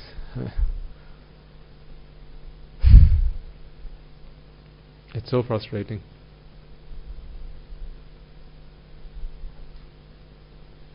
This is the thing that people don't get, the gravity of this. Just knowing that people don't realize how important it is that they do something about what's going to happen to them. You know, this is the tsunami that's coming. If you haven't shut the gates of the four hells by now, what if you die tonight? What if? You know, just before the sequence started off, the suffering in the hells, you saw some clips about some of the things that people do to get there. You know, a young child goes to the shop, steals a bar of chocolate, doesn't see anything wrong with that. Simple thing to do, right? Just take it, put it in your pocket, walk out. Seems like a really simple thing to do, but the consequences of that are so severe. So really, I think, you know, before you send your child to Montessori, you got to teach the child at least the 5 precepts. Because Montessori education or nursery education is not the biggest thing that's required. Because what if the child dies the following day? At least say, Puta, do it.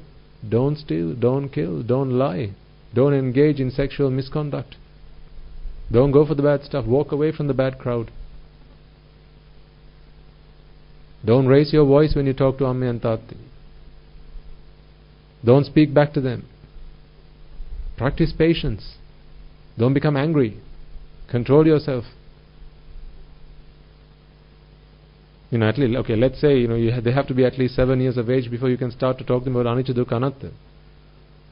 But at least until then, put in some kind of mechanism to prevent them from engaging in bad deeds. And the shameful thing is, a lot of parents these days, they just don't have the time for their children. They had time to bring children into this world, but then they don't have time to look after them and to teach them right from wrong, because they're far too busy trying to build up worldly pleasures so that their children can have a fun, enjoyable life in the future. Well, till what point? At the moment of death, everything's gone. So what is the point of having invested an entire life building property for them, buying, you know, getting them a great education, getting them money, right? Well, what's the point? They're going to leave all that behind, and after all, everything that's left is just the deeds that they've done, the good and the bad that they've done. That is where you need to invest your time. I'm not saying don't do the other stuff, but number one has to be save them from themselves. Save them from themselves. It's a nasty, nasty, nasty world out there. And you know that better than I do. Evil association, bad people, right? Constantly getting youngsters these days to take part in intoxicants, and violence, and drugs, and sex. Now, these have become the three pillars of teenage life: violence, drugs, and sex. They don't see any other path to deliverance, to salvation. This has become the sole purpose of existence for a lot of young people these days. All I can see is parents are to blame, because they came into this world not knowing anything. It's down to the parents to show them the right path. Try, you can try, but if they don't take it, then so be it. But you've got to try. You've got to keep trying, because you have a responsibility. You brought them into this world. Keep trying. If they don't take it, you can't help. That's like you and the people who come to the monastery. We'll try. We'll keep trying. If they don't listen, what can I do? But I'll keep trying. I'll keep reminding, have you done your 15 minutes? I'll keep reminding, have you listened to the sermons? But if you don't do it, then not your brother, not your sister, not your father, not your mother, not your husband, not your wife, not your companions will suffer with the consequences of your actions. You and you alone will have to suffer. So, to free yourself from this, it's the Four Noble Truths that you have to understand. You have to comprehend. The Four Noble Truths. These are the truths that can only be revealed by a Supreme Buddha. No other being can come into this world and speak of the Four Noble Truths. He speaks of the first Noble Truth of suffering. And this is not just worldly, mundane suffering that he talks about, because that everyone can experience. This is a suffering that you have to realize, not experience. They are very different words. To experience is to feel. Feel suffering. But he speaks of realizing. Realization is something that happens or comes with wisdom. When you realize suffering, now you're able to avoid experiencing suffering. But no amount of experiencing suffering will stop you from experiencing suffering once again. No amount of it. How many times does feeding yourself for hunger is going to stop you from feeling hungry? How many times? Can you give me a number? I feed myself so many times and after that I'm not going to feel hungry again. No, because you're experiencing suffering, so you do something to relieve yourself of suffering, but that's not realization. Realizing is figuring out that actually I've been born and therefore I'm hungry. What if I can bring a stop to that? If I didn't have a stomach, then I wouldn't be hungry, then I wouldn't have to feed myself. Why do I have a stomach? It's because I've been born with a body. Why have I been born? It's because I wanted to acquire what I desired. What is it that I desired? Rupa, Vedana, Sanya, Sankara, Viññāna. And sight, sound, smell, taste and touch. These are the things I desired. So when you look at it through this lens, you see that all of experiencing suffering, all suffering experiences are ultimately tied back to the root, which is the ignorance of anicca, dukkha, anatta. Whenever there's being, not a being, whenever there's being, so presence or being, existence, whenever there's existence, there will always be suffering. There's not a single place where you can say there's being, there's existence, and there's no suffering. It goes hand in hand. So the first noble truth of suffering, the Buddha says, look for suffering within the things that you find pleasurable.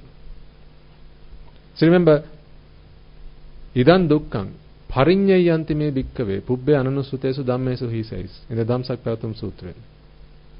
This is pirisinda dakinna, right? So if I were to translate to English, loosely it would mean penetrate the pleasures to see the suffering.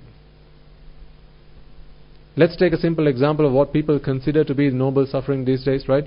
Old age. Let's take old age as an example. What is the pleasure that you need to penetrate before you see the suffering with old age? Which bit of old age is pleasurable?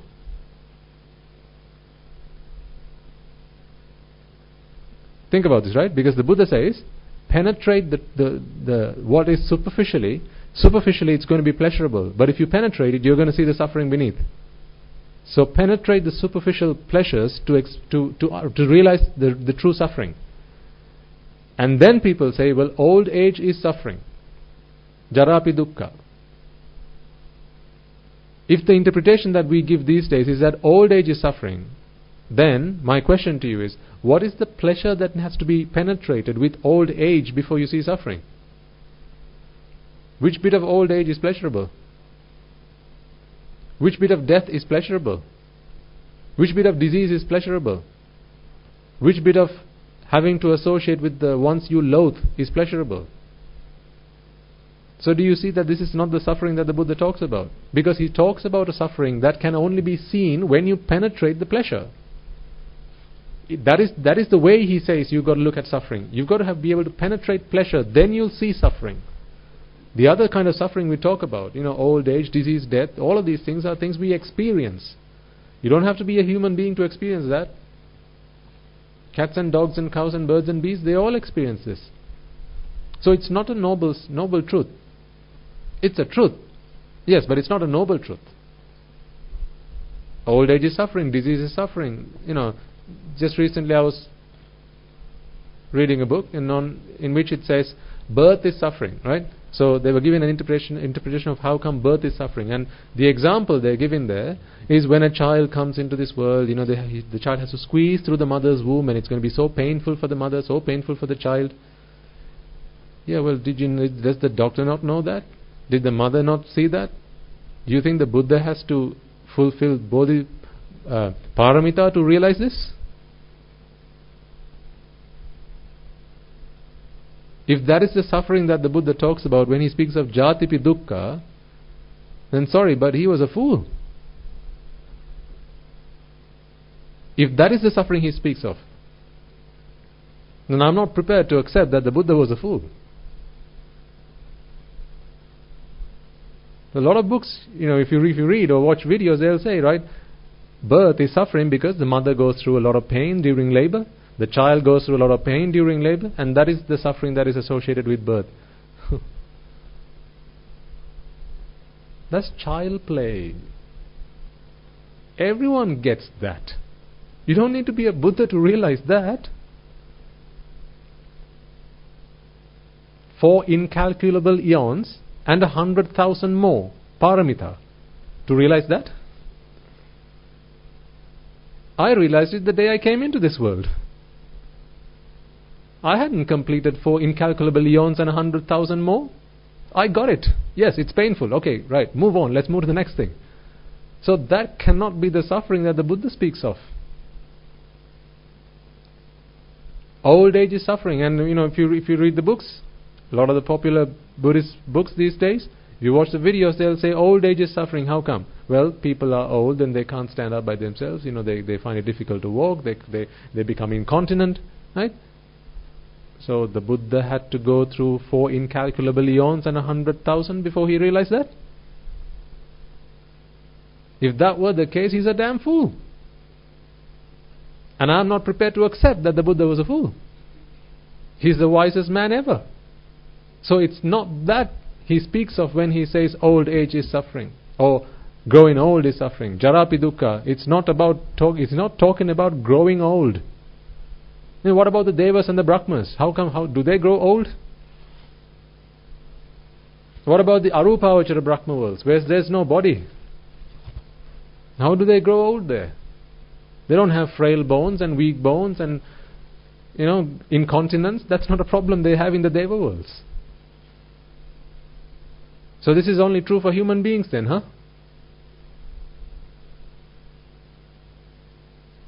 That's not the noble truth of suffering. I'm sorry, but that's not the noble truth of suffering. That's suffering. That's not the noble truth of suffering. So what is the noble truth of suffering then? The noble truth of suffering is to be able to penetrate what is superficially pleasurable, and then you shall see suffering. The things that you find superficially as being pleasurable are the things that you will go on and attach yourselves to. And the moment you attach, that's where suffering begins. Did you ever attach to something that you didn't find pleasurable? Name one thing you attached to which you didn't find pleasurable.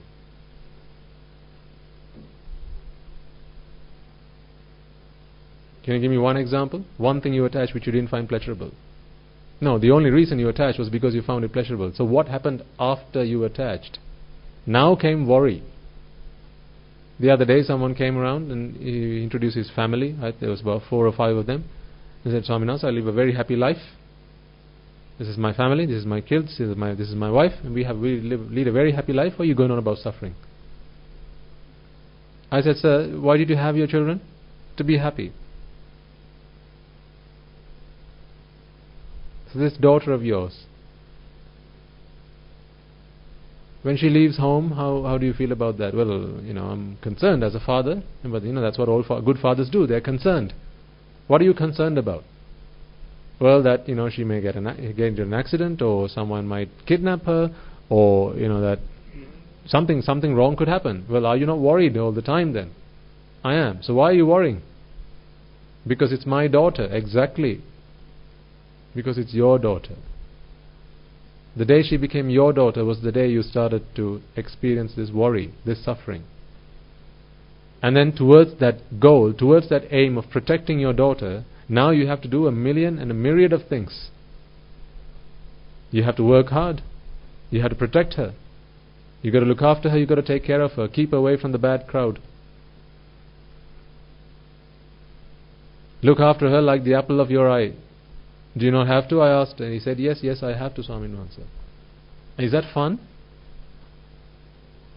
Worrying about your child, is that fun? Having to go and pick her up from her classes because you're worried about who she might run away with? Is that fun? Do you do it out of fun? As you walk with your daughter, and then you hear a whistle from a guy on the road going, oh, look at her. How does that make you feel? Does that make you feel proud that you've got a daughter which every man on the street is wanting to have for themselves? Does that make you feel happy? Or does that just simply keep adding worry into your heart? So, how did you get yourself into that position? It's because I thought having a daughter, having a child was pleasurable. That was where fun was. Exactly. That is what you should penetrate. What looks superficially pleasurable, penetrate, and then you will see suffering. Because none of you attach to anything which you didn't find pleasurable. Now that requires noble sight to explain, to be able to see that. The noble truth of suffering.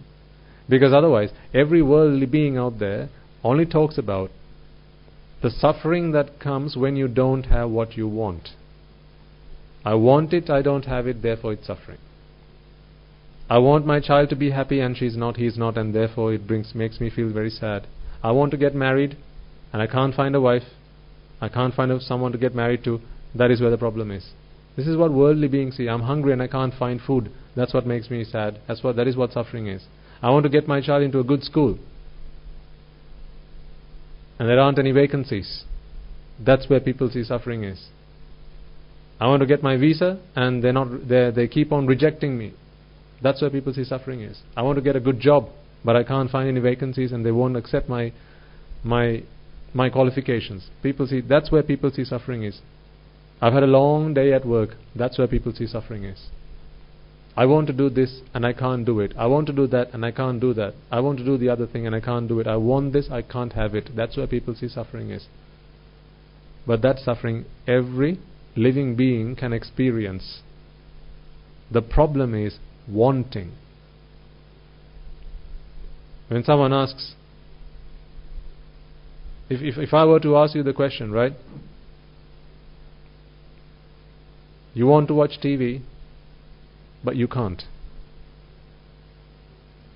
Depending on whether you have right view or wrong view, you're going to come up with a different answer to where the problem is.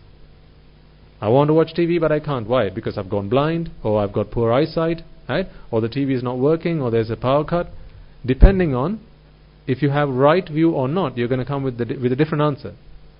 I want to watch TV and I can't. Where's the problem? I want. But where does every man and his dog say the problem is? Can't see TV. Get on the roof, fix it. It's burnt out, get a new one. The pixels are dead, go get a new one, get it fixed. This is where people see the problem is, right? That's the wrong place to be looking at the problem, because that problem you continue to have to fix, and it's never going to be the end. All your lifetime you can continue fixing that problem, and it will never be fixed once and for all. It's a constant rat race. But what if you fix the problem of wanting? Now that only needs to be done once. If you don't want it, then whether it's there or not makes no difference. But the things you want are the things that you find pleasurable, right? So I knew a couple who wanted to have children, and they went through all sorts of procedures like IVF and all sorts of treatments to have children. And despite all the efforts, they ultimately couldn't have a child. So they came to the monastery to get a blessing. In any monk in his sane mind, I don't see how they can bless a couple to have a child. Because what have they come to the monastery asking for? We don't stock suffering, sorry. We've run out. So sat them down and explained to them, what are you asking for? Seriously, what are you asking for? Well, we've been trying for a child, so and we can't have a child, that is the problem. Hopefully you realize. No, I don't see that. The problem is you want a child. That's where the problem is. How about we talk about that? The fact that you want a child. Let's talk about that. Because if we fix that problem, then the other problem goes away. But did this couple not spend many millions, many hours, many days, and worrying, struggling, going to doctors, going to appointments, and going through various tests, and and undergoing lots of different procedures of trying to fix the wrong problem, wanting but not having? That's where you got to see the noble truth of suffering. The wanting, not the not having. 2 words I said last week, do you remember? Don't and want. Depending on which way around you have this, you're either fixing the right problem or you're fixing the wrong problem. Want, but don't. Now you're fixing the wrong problem. The wrong problem being not having what you want. Switch the words around. Don't want. Now, no problem to fix. Now there's no problem to fix. Switch the words around again. Now there's a problem to fix. Flick the words around again. No problem to fix. So think about how you spent your lives. From the day you came into this world, which problem did you try to fix? Want, but don't have. What? A good education, a good job, a good house, a good wife. Right? Isn't this all the problems you tried to fix? Are you content now? No, because there's no way you can be content. The day I decided that's the wrong problem to be fixing, I gave up all the things that I had built and acquired and accumulated by that point, because I realized all that was a product of trying to fix the wrong problem. Yes, I went and earned a lot of money. Yes, I went and got good jobs. I studied hard, degrees, all these things, because I was fixing the wrong problem. But when the day came, I realized I'm fixing the wrong problem. None of those things that I had accumulated by that point made any sense to me, because ultimately, once you gather all these things trying to fix the wrong problem, you have to look after them. Remember last week I reminded you, the things that you own are the things that own you. Because your life you spend, they're all the shareholders of your life, right? Your TV owns part of your life. I don't mean watching TV. I mean taking care of the damn thing. Looking after it, dusting it, cleaning it, fixing it, right? Insurance. People have contents insurance, right? Part of that goes towards looking after your TV. What about your pet? Pet dog, pet fish, pet cat, right? Wife, pet wife.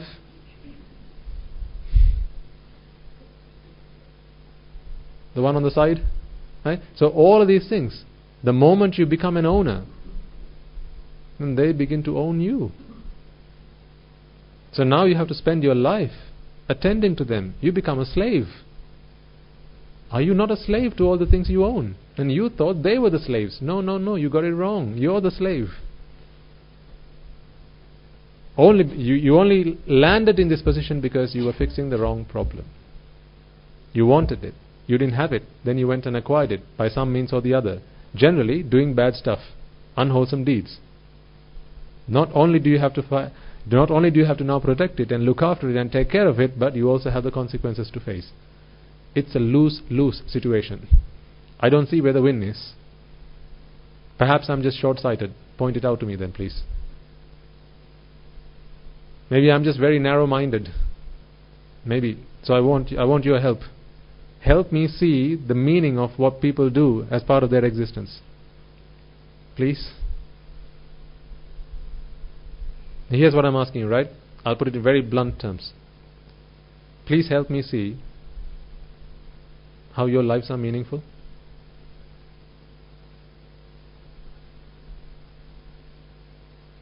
That's below the belt, Swami, no answer.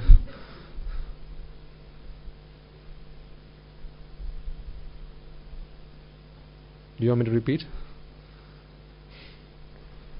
You're probably going to swirl something at me. I'm going to cover myself up, just in case.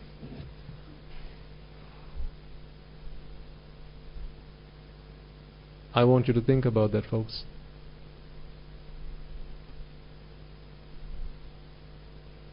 I want your help to see meaning in the way you live your lives.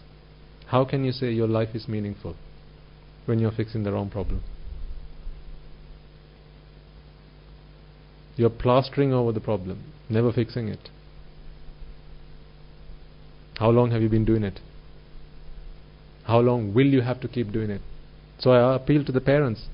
Your children they still have the opportunity to take a different turn a new page. Today you may be bound by duties and responsibilities from which you can't escape. The noose is already around your neck, so you can't escape because the consequences will be too grievous. But your children are not there yet. They still have a chance.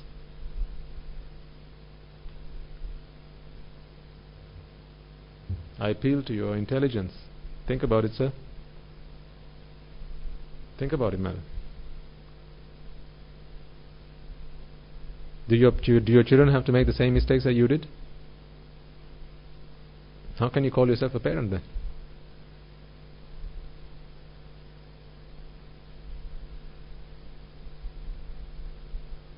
Your entire life you spent fixing the wrong problem, didn't you, madam?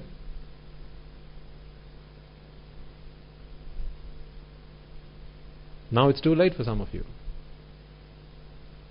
Either too late down the line or too old to make a change. If you change now, the entire system is going to be corrupted. Everything is there's going to be an earthquake if you change now. But your children, there's still a chance.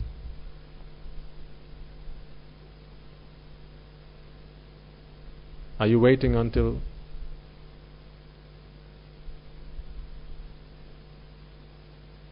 someone comes and punches the last nail on their coffin as well? Open your eyes. Look at the problem, understand it. This is not to say that those of you who have already gone down so far, there's no chance. Of course there is. There's always a chance because you are still alive. There's always a chance. Because you can still listen to me, because you can understand what I'm saying, there's still a chance. There's always a chance. Until you go deaf, until you go blind, there's a chance. Until you can come here, there's a chance. And that chance is to open your mind, be open-minded and realize the truth. Why do you still try and fix the wrong problem? It's desiring that is the problem, not wanting, or not having what you want. That's not where the problem is.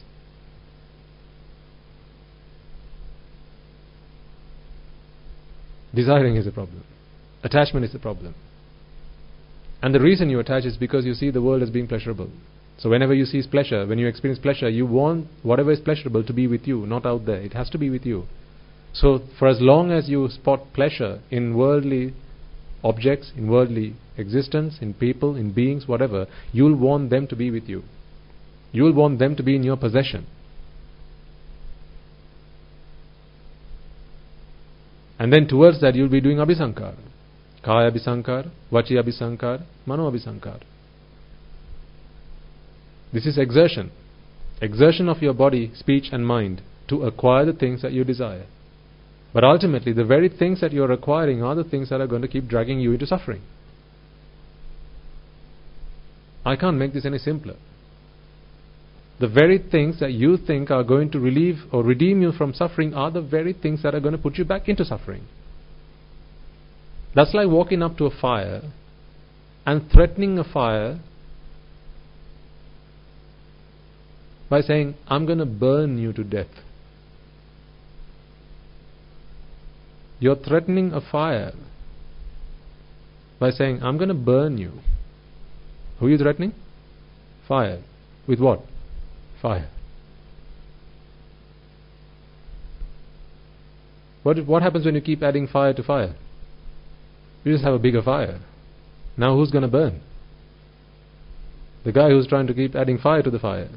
You can't fight fire with fire. Isn't this what people do in their lives though? To relieve themselves from one problem, they jump into another problem, which is generally a bigger problem than the one they were in. Right? So the couple who didn't have children, then so there's another couple. They didn't have children for some time, and they went through a lot of procedures, and then ultimately they had a child. Now? Is that the end of all problems? No, that's where it all began. Now who's got to look after that child? Take care of it, feed it, protect it. What if they fix the right problem? That's why I say people use Buddhism, which is such a shame. People use Buddhism for the wrong purpose. They either use the temple, they use the monks, they use Buddhism either as a devale, or they use it as a broken or a repair shop for broken items. How so? When you bought your new car, where did you go? First you went to the devale. Why? To get a panura, right? And then you tie it to your car, either to the indicator or to your steering wheel, right? Because you want a blessing. You know something's going to happen, so you just want a blessing. You want hope. Hope keeps you going on, right? Keeps the fire burning. Hope. You're hopeful now that the gods will and the deities will look after you and nothing's going to happen to you. People come to the temple asking for the same thing. Swami Maharaj, I just got married. Can you please wish and bless us?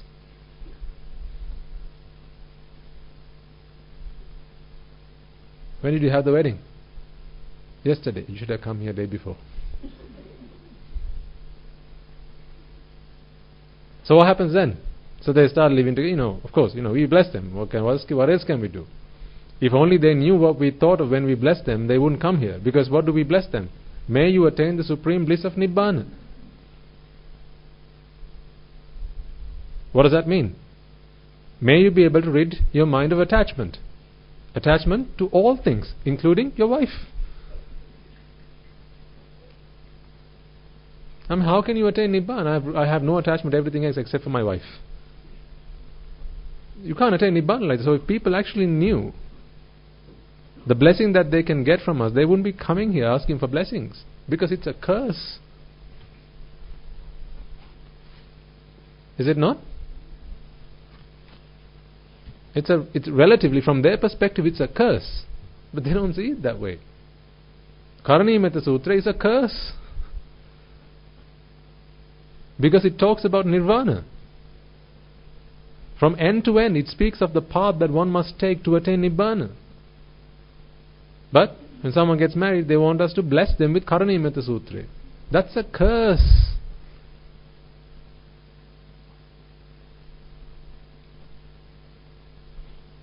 So eventually, right, the wife runs away or the man runs away, and then the lasting couple comes back to the temple and says, Swami Nansa, look what happened. See, now they've come back to a repair shop. I'm broken. Can you fix me?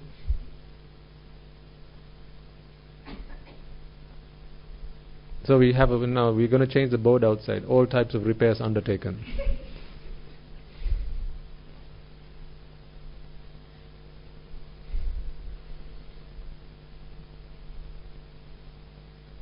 When do you think that guy should have come here? Before. That's what Buddhist philosophy is for. To fix the problem before it happens. But, everyone knows this. Prevention is better than cure. If only people put into practice what they know. But they don't. Prevention is better than cure. Every single time it is so true. Even in life, prevention is better than cure. So the reason you must come here is to prevent falling into the trap. You dig yourselves a massive pit, and then you stand on the edge and you come and ask us to bless you in the hope that you won't fall into it. Eventually you fall into it. Then you come and say, Swami Nansa, please can you pull me out of this?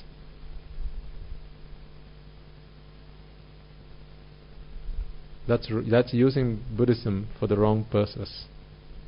That's not what Buddhism is for. It's to help you realize you're digging yourself a grave. Stop. So again I appeal to the parents. You dug yourselves massive graves. Do you want your children to do the same? Help them see what you weren't able to see when you were younger. How many of you parents have come and spoken to us and said, Swami Nansa, if only we understood this before the fact, I would not have stepped on the Poru. I would not have had children if only I had known this, if only I had understood this before. But now it's too late. Yes, it's too late. But it's not too late for your children. Show them the truth. Help them understand, help them realize. And you, it's not too late for you. I don't say it's too late for anyone. For as long as you're alive, for as long as you can listen to this, for as long as you can understand, it's not too late. Because letting go is not something you need to do physically. Let your children be. Let your husband be. Let your wife be. Let all the things you have acquired and accumulated be. Let them be. If you realize that attachment is completely an unnecessary thing, because all attachment brings you is suffering. Remember, you don't need attachment to see, smell, taste, touch. None of these things require attachment, because all of that is vipaka. When the eye comes into contact with a sight or a rupa, you can see. That's a vipaka. It's not a karma. You don't need ignorance and attachment to help you achieve that. That's all vipaka. How do we know this? What's the best evidence that you don't need ignorance and attachment to be able to see? An arahant. An arahant has no ignorance, has no attachment. But yet, an arahant can see pretty well. No problem there. As a result of vipaka. These are results of karmas that were done previously. So to see, you don't need karma. You don't need to do karma to see. It's a vipaka. You don't need a karma to hear, or to smell, or to taste, or to feel, or to think. You don't need ignorance and attachment. You don't need to do karma for that. These are all vipaka. But being ignorant of this fact, what people do, or what beings do, is they set in motion the process for suffering. That is paticcasamuppada, or dependent origination, avidya, paccaya, sankhara, and so forth. In other words, to put it in really simple terms, ignorance and attachment come into the picture. Again, in really simple terms, there's only one process in this world that can bring you suffering. There's only one process. There aren't two ways that one can experience suffering. There's only one way, and that is the dependent origination process. Parisampad. It can only bring suffering. And that is the only way one can suffer. There's not a multitude of ways. There's only one way. But you don't need that to see or to hear or to smell or to taste, right? So in other words, you don't need that to survive. You can live. Without ignorance and attachment, you can live.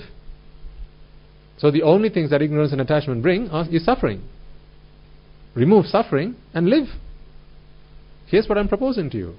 Live. Just don't suffer. Is that a bad idea?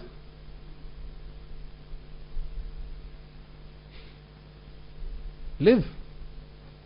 Don't suffer. Live. Go places, eat, breathe, live. Do all the things you have to do. Look after your children. Do your duties, fulfill your responsibilities. Just don't suffer.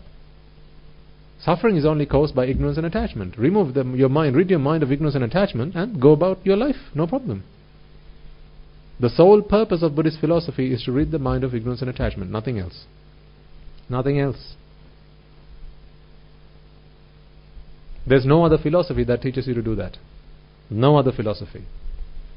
Every other philosophy and every other teaching out there is an instruction on how to relieve yourself of the problems that you have fallen into as a result of ignorance and attachment. Let me repeat. Every other philosophy out there and every other teaching out there, every science there is, every ology there is that's out there, right? Biology, chemistry, physiology, all those ologies. And ology is a science. All those logies that are out there are simply mechanisms and methods and ways that have been put forward for people to relieve themselves of the pain and the suffering that they have put themselves in as a result of ignorance and attachment. Once ignorance and attachment have come into the picture, now you're suffering. To relieve yourself of suffering, that's what the world has come into being for. From agriculture, to medicine, to science, to math, right? All these sciences that are out there, everything, every single thing is to relieve yourself of the suffering that you have put yourself into as a result of ignorance and attachment. That is the root of all suffering. What Buddhist philosophy teaches you is rid ignorance and attachment. Now there's no more problems to solve. If you don't do that, then it's a perpetual falling into suffering and then relieving from suffering. Back in suffering and back out again. In and out and in and out and in and out. There's no end. But fix the root. That's it, once and for all. My proposal to you is start doing it now. Because I know you haven't been doing it all this time in your lives. Start doing it now. Because it's going to require some time. Time that you don't have. You don't have great pools of time. I'm only talking to the elderly, right? No. In fact, I'm talking particularly to the young. Because you guys are so boisterous, so adventurous, right? So mischievous. Your parents and the elders, they don't get up to all the mischief that you guys do. When was the last time you saw a granny ride a motorcycle without a helmet? That doesn't happen, right? But teenagers, can you ever see a guy ride a motorbike with a helmet on? That's a miracle. Again, they're gambling with their lives. They get kicks out of putting their life on the line. Wow.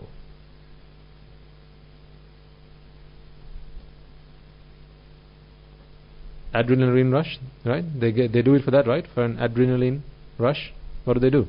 Jump off a cliff. What are they putting at risk? Their life.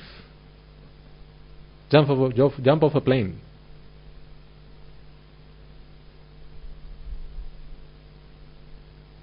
I'm sorry, but I just see that that's just madness. From where I'm sitting now, that is madness. I used to think adventure. Everyone must have a little bit of adventure in their lives to spice things up a little bit.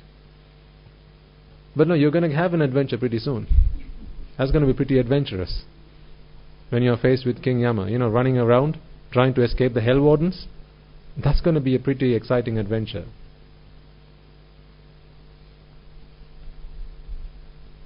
They should do tours of the hells. These tour operators for adventure. One guy recently was talking about bungee jumping, and he said how fun it is. And I asked him, hang on a second, right? So how do you bungee jump? I asked this guy. He said, so you get onto this bridge, and then you jump, right? And then he begins to fear that his life may end as a result of this. He feels the fear of death coming into him. And then, so where's the fun bit? He said, so it recoils. And then he returns, right, about the same level as the bridge. And that's when I feel good, he says. Well, I said, you were on the bridge 2 minutes ago.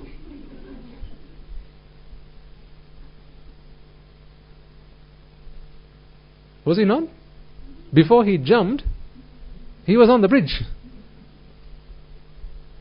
So he jumped, then came back onto the bridge, and then he says, I feel good now.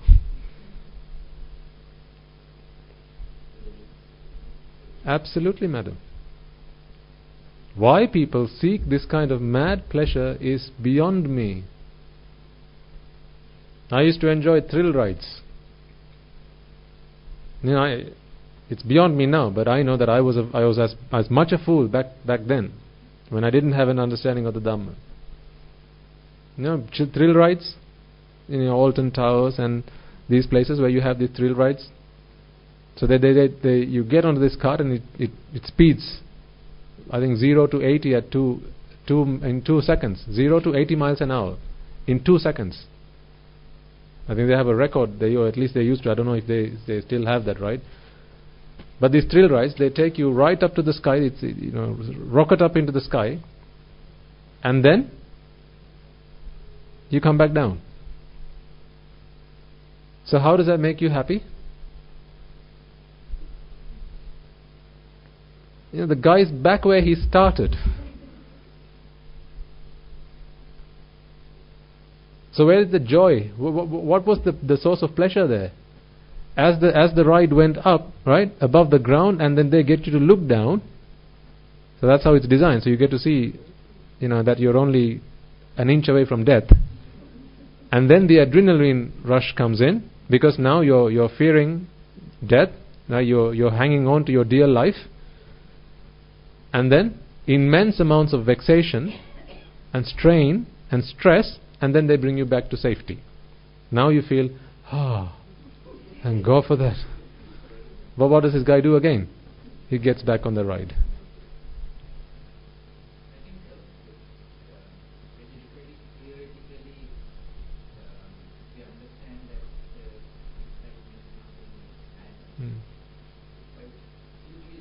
Yeah. Absolutely, sir. Yeah. Yeah. Because, of course, there's pleasure, right? There is pleasure. We can't deny that. Pleasure is there. But the pleasure is in relief from vexation. So you put yourself in the problem and then relieve yourself of the problem. You put yourself in suffering and then relieve yourself from suffering. That is madness. Yes, there is an experience of pleasure, no doubt. We don't deny that. But to be gaining pleasure by that process is mad. That's insane. If there was another way to acquire pleasure without putting yourself into pain, into suffering, I'm all up for that. Let's go find pleasure where there's no pain beforehand. If there's gain without the pain, I'm going to sign up for that right away. But I still haven't found that kind of gain without pain. Watching a movie is the same. When you watch an action movie, right? There's a hero and the guy gets beaten up, and then you feel anger, you feel stressed out, right? It's my superhero that's getting beaten up. But the villain is best friends. There's not a single hair on this guy's body that's getting beaten up. And in fact, they go to the pub when the director says cut. But you and I, as spectators, we watch this, we put ourselves into this pain, and then at the end of the movie, so after the climax, right, the good guy is safe again. The child that got kidnapped is returned. The money that got taken away from this man is returned. Right? The wife is returned. Right? So this man is back living a happy life ever after. So he's okay, nothing changed in his life. He was just acting. But what about us? What did we do to ourselves? We put ourselves in torture and then relieved ourselves of the torture. That is when we say that was a great movie. So really what we did was we went up to the box office and the cinema and said, here's some hard-earned cash. Right? Would you please torture me and then relieve me from that pain?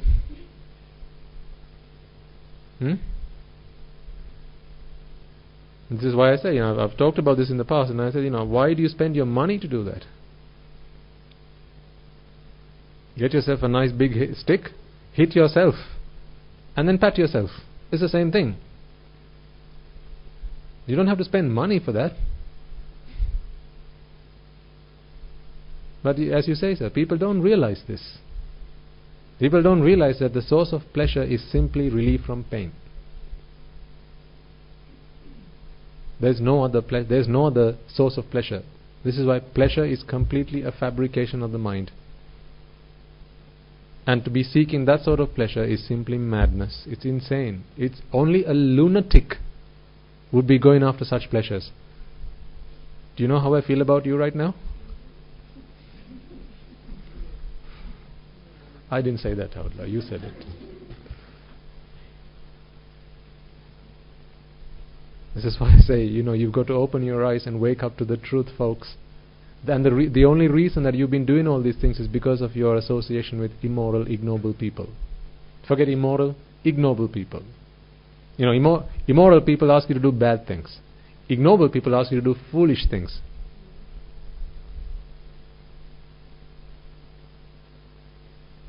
I signed up to that class. I took that class, the wrong class. It was my friends who said, let's go on the thrill rides, let's go on the joy rides. So I went along, and yes, I experienced pleasure, but I never realized that this is how I experienced pleasure. I thought pleasure was in going in the ride, so I kept going back, every time spending hard-earned cash. And to earn that cash, I worked hard. That wasn't fun either. This wasn't fun either. So where's the win? Here's what I'm asking. It's only lose. Where's the win? All this because you didn't see the first noble truth of suffering. If you'd seen this, if you'd realized this, as you say, if you'd realized this, you would not have subject yourself to this torture. Would you? You would not have subject yourself to this torture if you realized this, that this pleasure was only sought in relieving yourself of pain. You've got to be suffering before there can be pleasure. Who wants to sign up to that? I ask you now. Now you speak with wisdom. Tomorrow you're going to go back on the ride, I know that.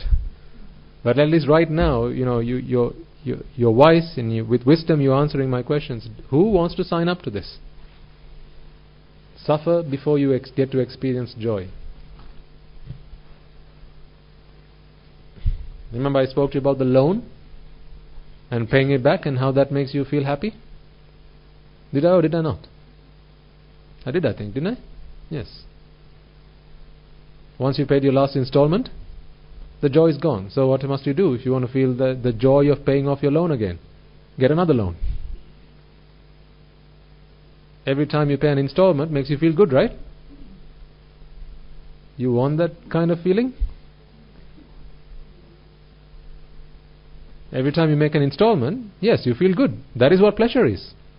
But once you paid your last installment, to get the same pleasure again, you've got to take out another loan. What are you taking out? A loan. So what are you asking for? A problem. So you can deal with it. So when people tell me, Swaminas, I don't like suffering, I know they're lying. People love to suffer. They love to suffer so much. If I walk up to a poor man or a beggar on the street and say, Minio, come, become a monk. Right? We'll feed you, we'll give you shelter, we'll give you clothing, we'll give you medicines. What is he going to say? No, Swami, no, sir. I don't want to be a monk. What kind of life is that? Why? Because he doesn't realize the problem.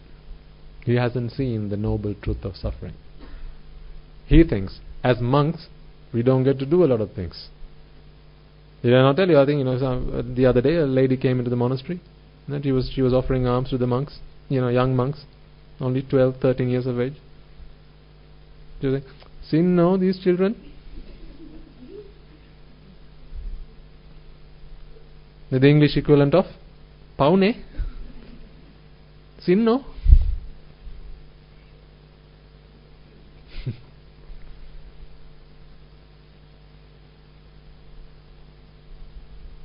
What she doesn't know is the Swamin, that young Swamin once is saying back to her, sin no.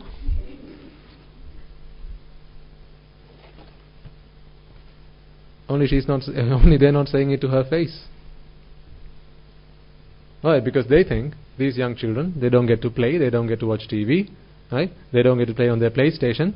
Oh, how sad. But what they don't realize is, these young monks, they just don't want it anymore. Because such is their understanding of the Dhamma. They have fixed the right problem. Whereas the person who came to the monastery, she sees these young monks and says, I have a problem, you must have it too. Only I can relieve myself of the problem and you can't. Oh. And that's why some young people, who come into the monastery, and we say, why don't you become an anagarika? And fulfill the path. Take up this practice so you can achieve your salvation. And they say, Swaminathan, but what if I want to be with a woman? You guys don't get to do that, no? Why? What is the problem that they see? Want, but don't have, no?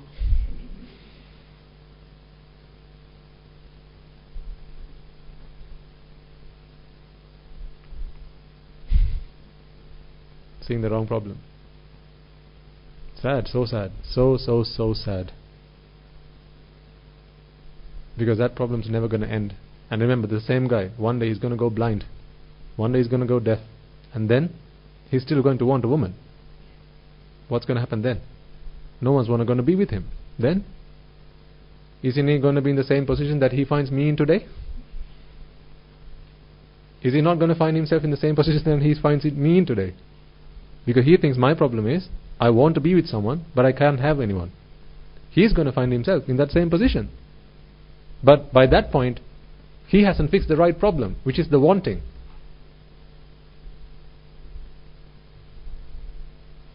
The people say, Swamina, you don't have TV here. No, I want to watch TV. I want to watch the match. I want to watch the game. I want to watch the football. I want to watch the cricket. I want to watch the tennis. I can't do that. You guys can't do that. What a sad way to live your life. But this guy doesn't realize that one day he's going to go blind. And then he's going to find himself in the same position that he thinks I'm in today. But long gone are the days when I wanted to watch the match. I can't even remember the day I wanted to watch a match. Long gone are those days. Today I don't care what you put into my alms bowl. I simply don't care. Because my problem is, today I still have to eat. Not what I have to eat. That's not my problem today. My problem today is the fact that I have to eat. Mundane, worldly beings, to them the problem is, what do we have to eat today? Is it the same as yesterday? I don't like that. Can we have something new? Can we have something different? Why do people look for a change in their lives? And let's go on a trip for a change. Let's go for a weekend break for a change.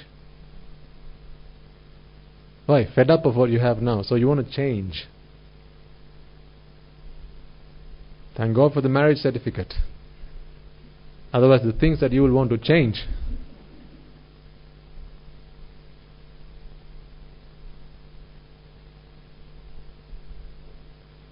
Because you're fixing the wrong problem. There's no end to fixing that wrong problem. That tap is always going to break. It's going to leak every day. Get the plumber in, fix it, next day it's going to leak again. What if you didn't need the tap? You can remove it, plug the hole, cement it, paint it, that's it. I don't need a tap there. But you want it, you just don't have it. That's the problem. That's the wrong problem. And the reason you want it is because you find them as being pleasurable. That's why you want something. There's not a single thing in this world that you wanted because you didn't find it pleasurable. Every time you wanted something, it's because you thought it was pleasurable, that it was joyful and it was essential. The day you realize that it's no longer joyful, no longer pleasurable, no longer essential, you will not want it from that day on. Have you never been in relationships and then broke up later on? When you were in the relationship, you always wanted their presence. Why? Pleasurable, joyful, essential. Then one day came, you gave them the boot, and then after that, no, I don't want that person. No longer do you find them pleasurable, joyful and essential. But when you gave one up, you took up another one. Why? Still want. Last time, didn't have. This time, have. This is how one man's trash becomes another man's treasure.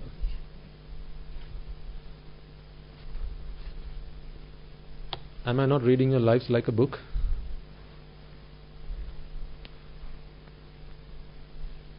Does that not make you feel sad?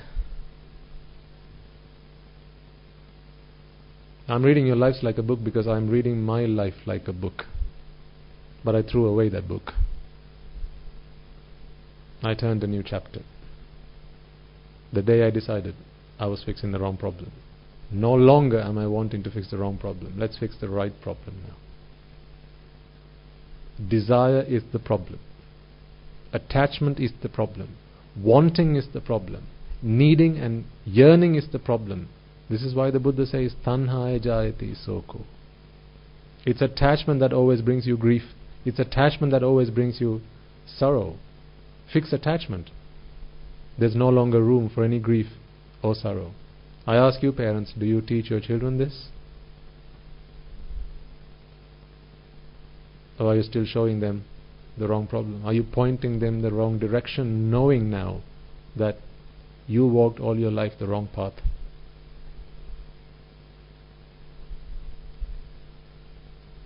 It's shocking that you know that one day you're going to go blind, one day you're going to go deaf, and you haven't prepared for it. Hearing aids is not the answer. What if it happens tomorrow? Are you prepared to go blind?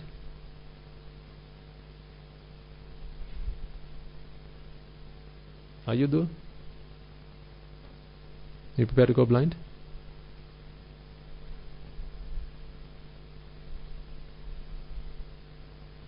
You better do something about it.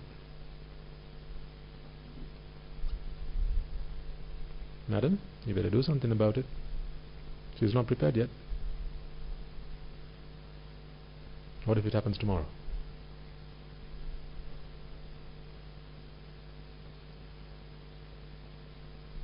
Then she'll be screaming from the bottom of her lungs, I can't see. I want to see, but I can't see. Can you imagine the pain? Just imagine the pain. The mental torture. Wanting to see but can't see. When people are talking about, hey, have you seen that new movie? What new movie? I can't see. Just remembered. So there'll be people talking about the beauty of the world, but you can't see. You've gone blind.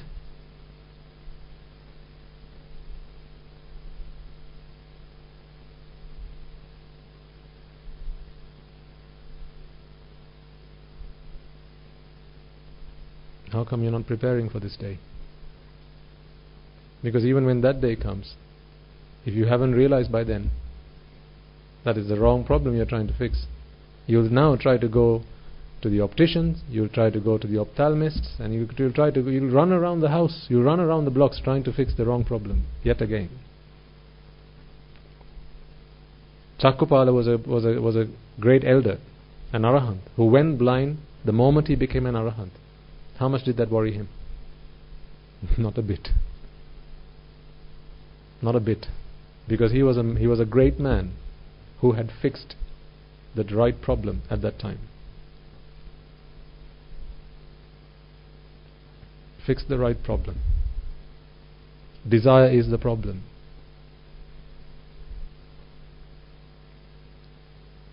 Now, of course, what I'm not saying, what I'm asking you to do is not drop every duty and responsibility and now everyone come to the monastery and let's practice this, because it's not feasible. There's no point in me saying that. There may be those who are capable of this, especially the young people here. So I want you to think about that, consider that.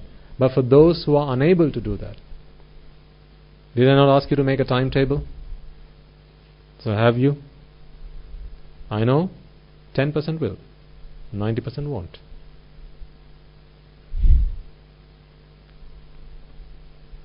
That's a sad fact. I ask parents here to sit down with your children once a week, at least once a fortnight, and talk to them. How did you spend your week, Dua? How did you spend your week, Puta? What were some of the problems you faced throughout the week? Did you have to fight with Raga, Dvesha, Moha? How did you manage to? Did you have bad influences from your friends at school? How did you manage to face them? I ask parents to get your children to start worshipping them. Force it if you must. So what? You force them to go to tuition class.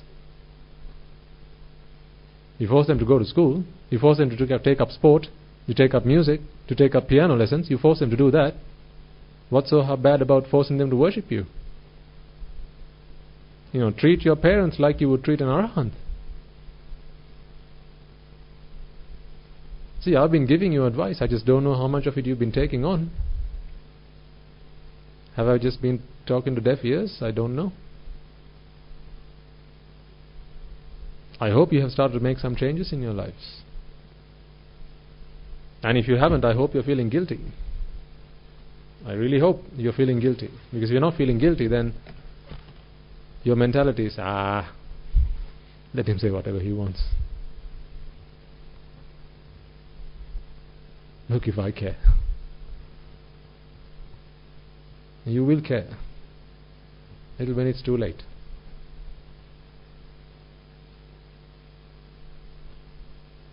I asked you to budget your time.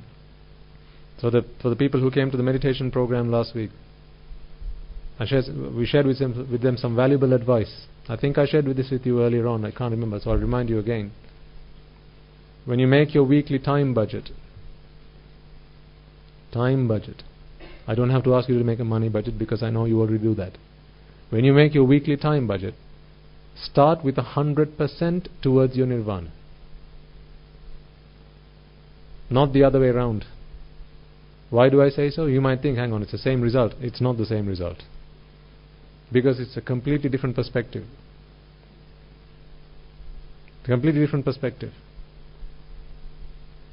There are two philosophies in this world. The rich man's philosophy and the poor man's philosophy. This is a bit of worldly advice. But you can apply this to nirvana as well. The poor man's philosophy is spend and then save what's left. Why is he a poor man? It's because of that philosophy. Spend, save what's left. But the rich man does it the other way around. He saves and he spends what's left. How did he become a rich man? That's how. I want you to do the same with your time. Apply the rich man's philosophy. Ask yourself, what is the purpose of your life?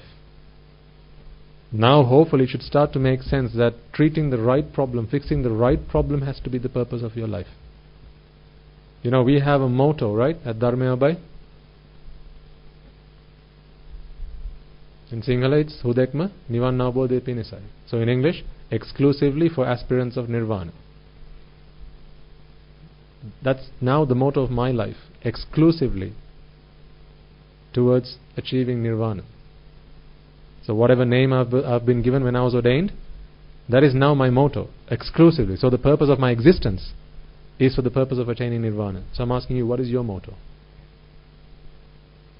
Exclusively to pave the path to the four great hells?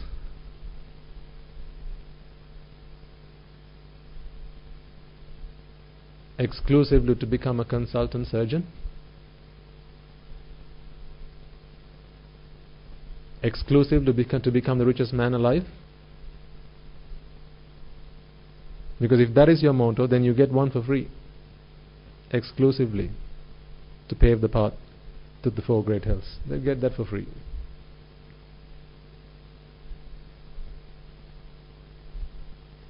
Make the motto of your life exclusively to achieve your salvation, to work towards nirvana, because that is the only thing that is worth doing. It should start to make sense to you now, folks, because everything else is simply a means to an end. You're fixing the wrong problem. It doesn't matter whether you've done your scholarships or your BSc or MSc or PhD or MBBS or FRCP. It doesn't matter what you've done. All of that was simply fixing the wrong problem. If you don't agree with me, then prove to me that I'm wrong, and I'll happily accept. See, I'm always ready to take second place. I just need proof. That's all I'm asking for. I'm not asking for magic. I'm just saying, prove to me that I'm wrong, and I'll happily accept your point of view.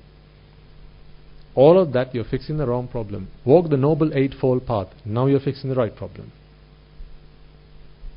Fix desire. Now you're walking the right path.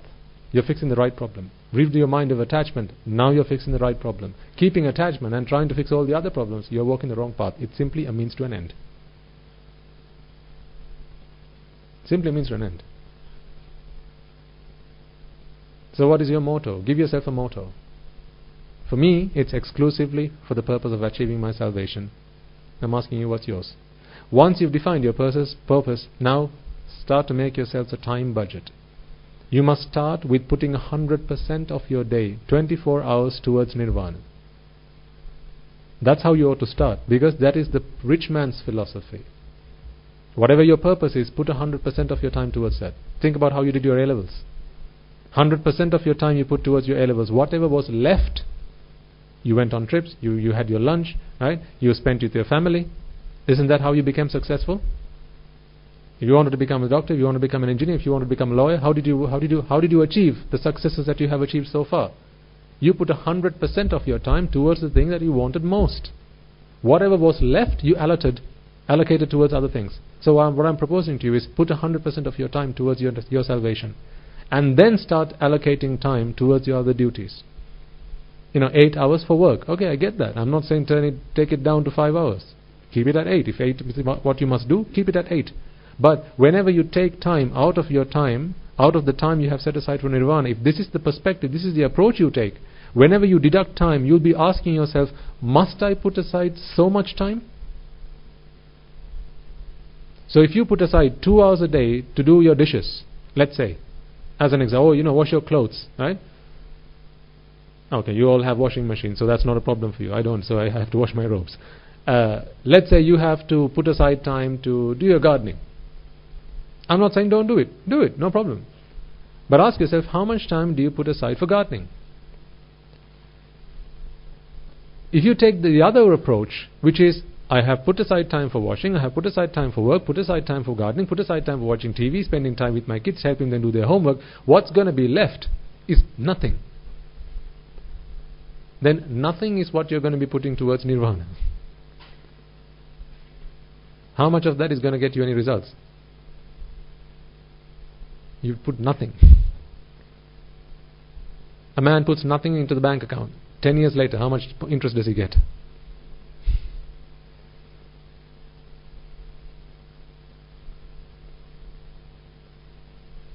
So if you put 100% of your time towards your salvation, I'm not talking about my salvation, I'm talking about your salvation. Think about the time I'm spending right now. Whose salvation am I putting this time towards? Yours. What I'm saying is put time towards your salvation, not mine. Put it towards yours. This time I'm spending towards your salvation. Because, what I'm talking to you right now, could I not be meditating and reflect on the same thing? Because what I talk to is what comes into my mind. Right? So I don't need my mouth for that. I don't need to speak it out loud. I can think, I can reflect, I can contemplate. But that's of no help to you. I have to say it out loud. That's when you get to hear me say it. And that's when you get to understand and reflect on it.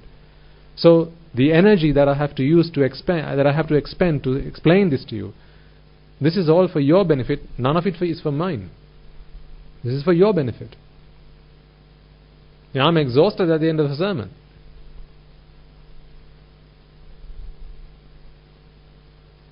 Today there was a sermon in the morning, then there's this sermon, and later on there's going to be another sermon from 8 o'clock till about 12 o'clock at midnight. So I'm exhausted by the end of this. But I do it towards your salvation. So I'm asking you not to put time to my salvation. I'm saying do it for your own sake. So therefore, when you have to deduct time from the 100% of your time you have put towards nirvana, ask yourself twice, do I have to put aside 2 hours a day towards my gardening? Can I not do it once every other day? Because if you do it the other way around, you're going to be absolutely left with no time towards nirvana, and all the time you have will be spent on every other thing, because you can come up with a million things to do. If you were not here, what would you be doing at home? Anyone who thinks, Swaminathan, actually that's a good point. I don't know what to be doing right now.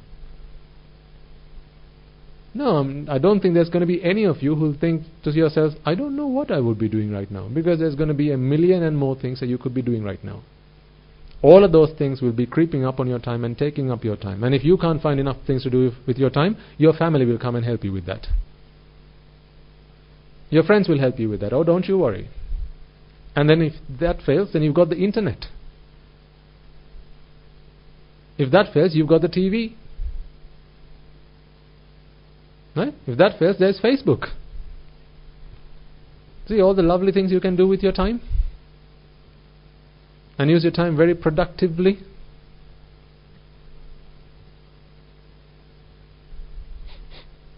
Can you smell sarcasm?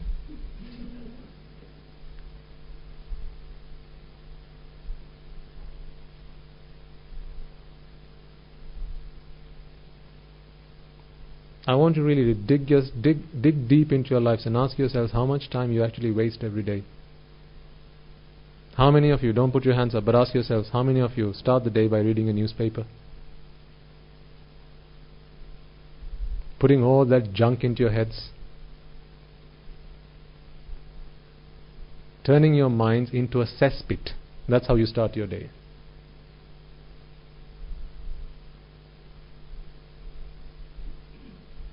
How many hours a day do you spend in front of the TV? Watching all that junk, watching all that rubbish. With every minute you spend, that's a minute you could have put towards nirvana, right? Every minute you spend is a minute that you have in the presence of a Buddha, in the presence of his teaching. After you've gone deaf and blind, then you can go and watch all the TV you like. Because why? After that, I can't help you. The Buddha's Dhamma can't help you after that. So after you've gone deaf, go and watch all the TV you like. But now, there's a bigger thing you need to do. There's something more important you need to do. Look at all these things, all these activities in your day that's creeping into your time and stealing your time from you. If you have to speak to a friend on the phone, how much time do you spend with them on the phone? Make those conversations short, sharp and sweet. Don't drag on. Don't be a train when you get on the phone. Amma used to tell this to Appachi all the time. Kochya.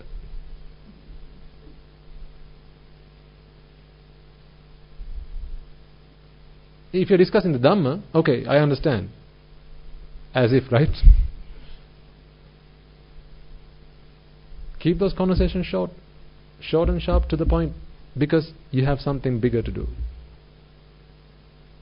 Then I'm talking about practical stuff in your day-to-day lives. And I'm not talking about anicca dukkha anatta here, but I'm talking about practical stuff in your day-to-day lives, because this is where you're losing all the time. You're losing all the time, all the time. I used to have a bad habit, picking up the metro whenever I got on the train every morning. I broke that habit. It wasn't easy at first, but I broke it. That was a free newspaper you used to get when you get on the tube. Pick it up, free newspaper, sir. When something's free, what's the item that's being sold? You. Right? Why is Facebook free? You know the answer now. Who's being sold? You're being sold. So when the metro is free, why is that? You're being sold. I didn't realize that I was the product that was being sold. No one asked me for it. No one asked for my permission. I never signed a contract said it's okay to sell me, but I didn't realize that I was putting myself in that position. So I broke that habit. If you have these habits, break them, folks, because it's eating up your time without you even realizing it. Break it. You're not like geese who always fly south. How often do geese fly south? Every year. Can they decide to fly north? No, because they're geese. They just fly by instinct. But you're human beings. You can change. You can make a decision about your lives. You can decide if you want to put your next step and where you put it. You can decide. You can make these choices. Right now you can decide to change. But why do you keep putting it off? Are you going to keep putting it off until you can't put it off no more?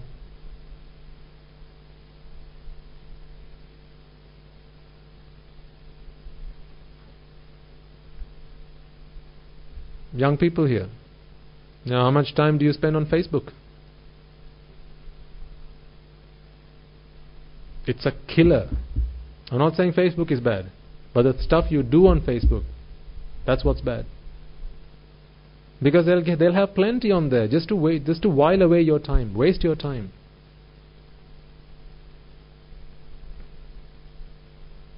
I repeat, I'm not saying that Facebook is bad. It can be used for all the right reasons. It can be used for a lot of good. I mean, we use Facebook. We stream sermons. So the problem is not with the tool. It's how you use it.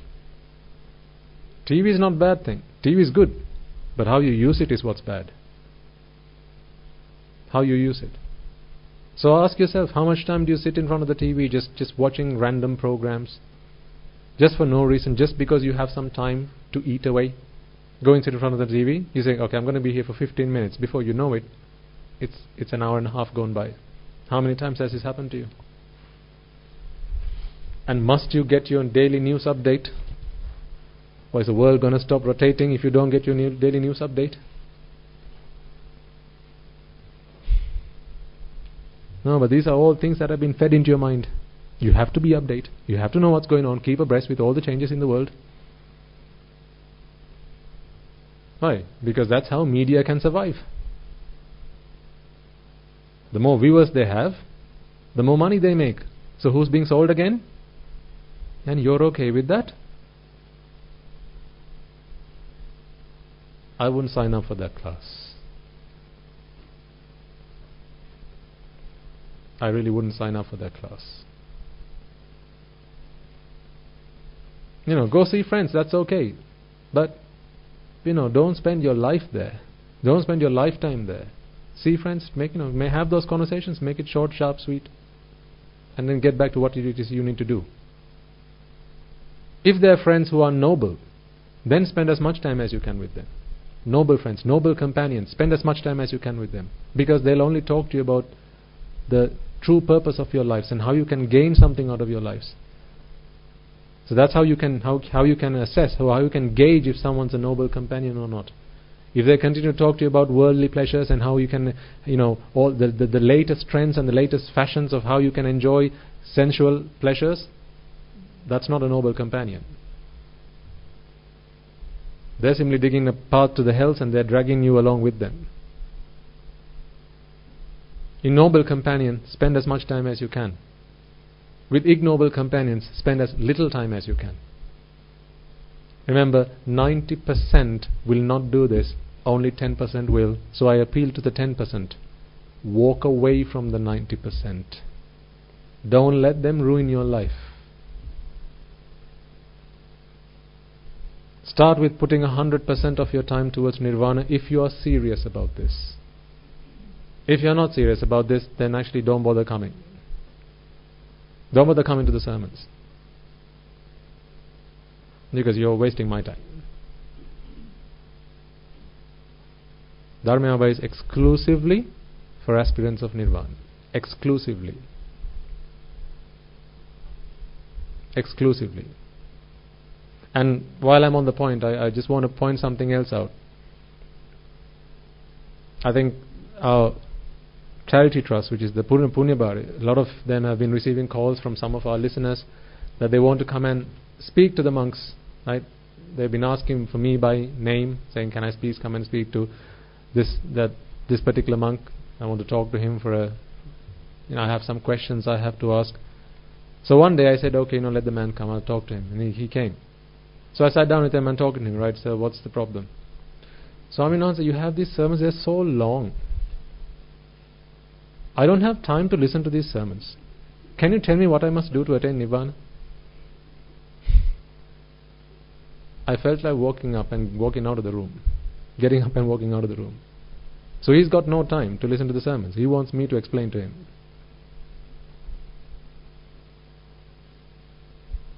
So then I spoke to Mr. Harsha and I said, please, from today onwards, now this is my rule, please don't entertain anyone who wants to come and have individual chats and conversations with me. Because if you want the Dhamma, I have given the Dhamma. There are CDs, there are books, there's stuff on the internet, right? If you can't be bothered to listen to them and then come with valid questions, then why I don't have the time for that. Because why? I'm going to die today. I'm going to die tonight. How much of that time must I give someone who can't be bothered to listen to the sermons? They're too long, apparently.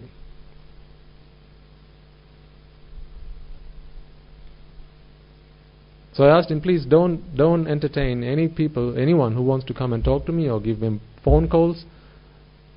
I'm not here for that. My salvation is first, prime. Number one, first and foremost, is my salvation. This time that I give to people is so that I can help someone else to achieve their salvation only if they're serious. If they're not serious, then I don't have time to mess about. Am I being unfair?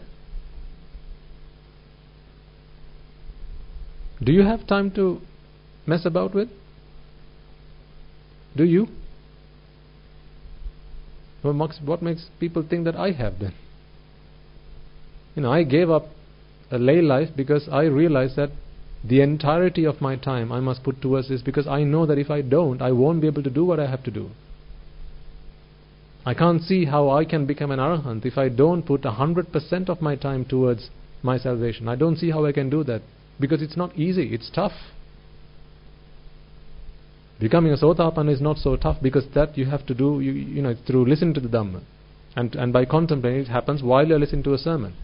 But from that point forward, it's consistently, incessantly putting yourself to practice what you have understood, and for that you need your time. You can't do that by doing 100 other things. That's why I came away from that life. So I don't want to be sitting in front of someone who can't be bothered to listen to the sermons. The thing is, once you're put in that situation, I can't get up and walk because that's rude. I don't want to be rude to anybody. So either yourselves or anyone who's listened to this, either today or later on, please consider that. Please give me the freedom of my time, and if you want to come and talk, then at least have the courtesy, at least have the decency to have listened to the sermons and come with valid questions, and not just come and talk to me for the sake of it, because I just don't have the time for that. Once I've become an arahant, you can have all the time you want. Until then, my time is very precious to me, and I want you to feel the same about my time. No, your time. I want you all to feel the same way. Madam, I want you to feel the same way about your time. And you, sir, I want you to feel the same way about your time. Because this is the one commodity we can't buy any more of. Once it's gone, it's gone. And once you have realized that the only thing that's left to do, that the only thing that's worth doing is practicing the Noble Eightfold Path, and all the other things were simply a means to an end, useless, waste of time. I'm no longer willing, and neither should you be willing, to waste your time, because now hopefully you understand how precious and how valuable time is. Because I haven't defeated time yet. To this day, Time is victorious against me to this day, and I don't like that. I don't like that. So look at all the places where you keep losing time, folks. Do this if you're serious about your salvation. I have time. I have set aside time in my weekly schedule to actually review my week. So I sit down and review my week and ask myself, right, that time, that day, I can't account for it. What happened there? Why did I waste my time there? When I could have closed that conversation in 15 minutes, why did I drag it on for half an hour? I ask myself. And I'm not forgiving on myself. I'm very unforgiving when it comes to me wasting my own time. Because I know, this is the most rare thing that I have, the most precious thing I have. I'm asking you, are you like that with your time?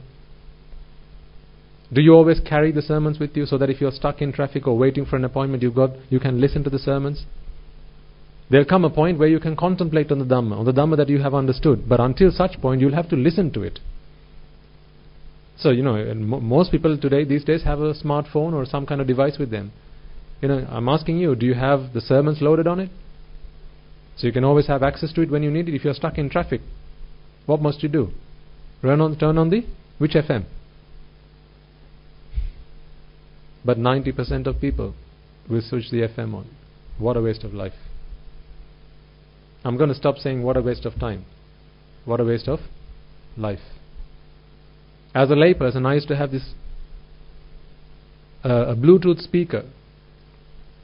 So I was stuck in my bathroom. So whenever I had a shower, the sermon came on. I was listening to the sermons as I had a shower because I didn't want to waste that time. To this day I still do it. When I go have a shower, I have got a speaker and that I'm listening to the sermons.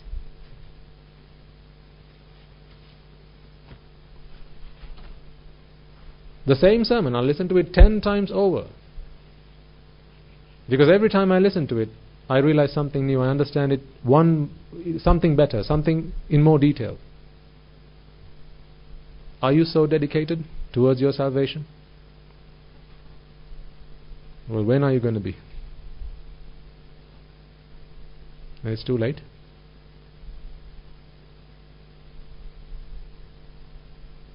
When you're cooking, switch on the sermon. Listen to a sermon. If there's any time you can do something at home without having to focus your entire mental your thought process on that thing, like while you're sweeping, let your hands do that, let your arms do that. Have your earphones on. Don't turn it out so loud that no one else at home can do any work. Put your earphones on, and then while you listen to the sermon, do your work. As you're cleaning, as you're washing the dishes, because you don't have time to waste.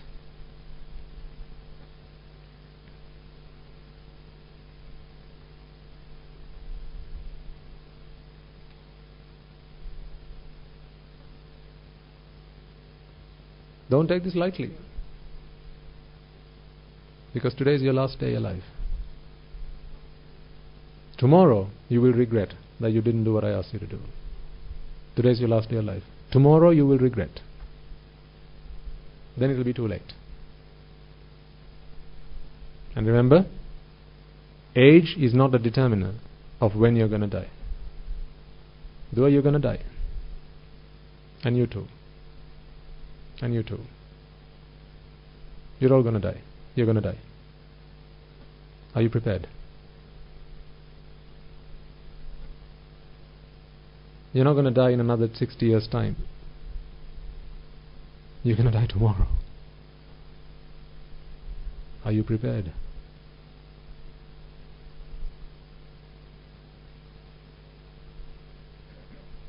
When are you going to prepare? Tomorrow? No, you're going to be dead tomorrow.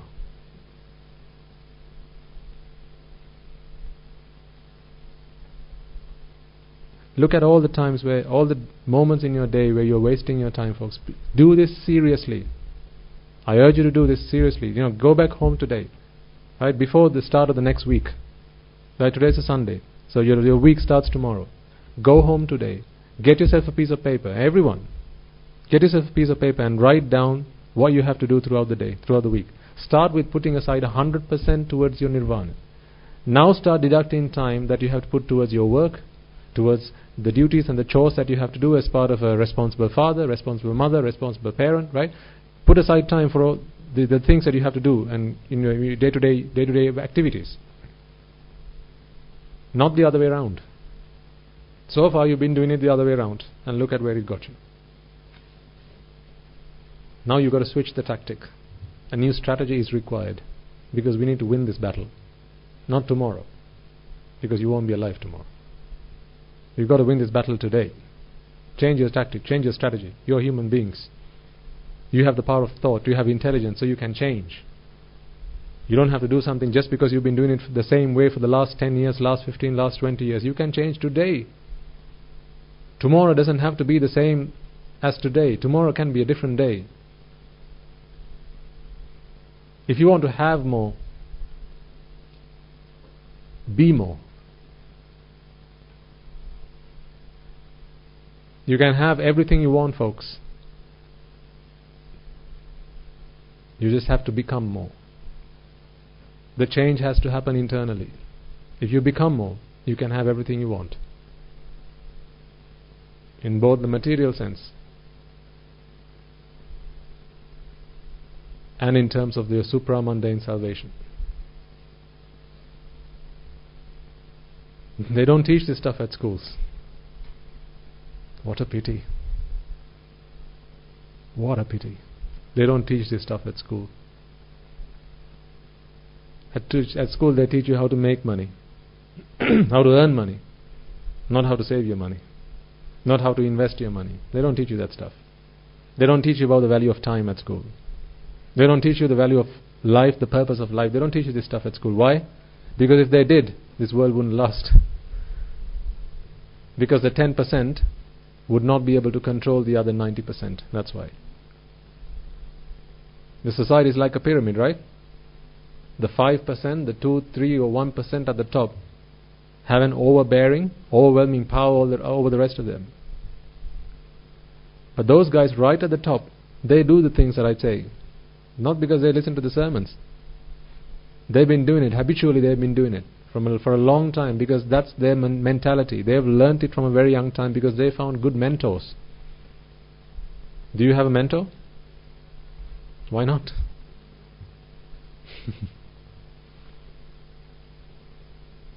Everyone needs a mentor. I have a mentor. Do you? A mentor who always keeps showing you the way, step by step. Here's the next step. Here's the next step. Here's the next step, and so on. Because then you don't make the same mistakes that they did.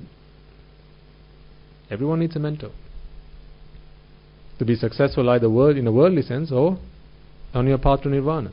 You need a teacher. Everyone needs a teacher. And children are lucky that they have their parents. But are they deserving to be called parents? I don't know. Only you know that. Are you a good mentor to your children? Are you a good teacher? Do you guide them in the right way? Or do you point them in the same direction that you came all this time, waiting simply for them to fall into the same trap that you did? So make sure you budget your time. Start today if you haven't done this yet. Go home, get yourself a sheet of paper and start writing down. Start small. Doesn't have to be big and grand things. Start small. Good health starts with an apple a day. So easy to do, right? An apple a day? So easy to do. Why don't people do it? It's easy not to do. That's why. How difficult is it then to get a sheet of A4 paper, grab a pen and start writing out a timetable for yourself? How difficult is it to do? If you don't have paper, collect it from the monastery before you go. We'll give it for free. We'll also give the pens for free. Just I can't write your timetable for you, because I don't have time in my timetable to write your timetables.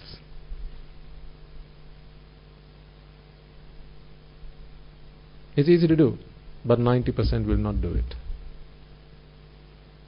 90% will not do it. 10% will. Just decide for yourself, are you part of the 90% or are you part of the 10%?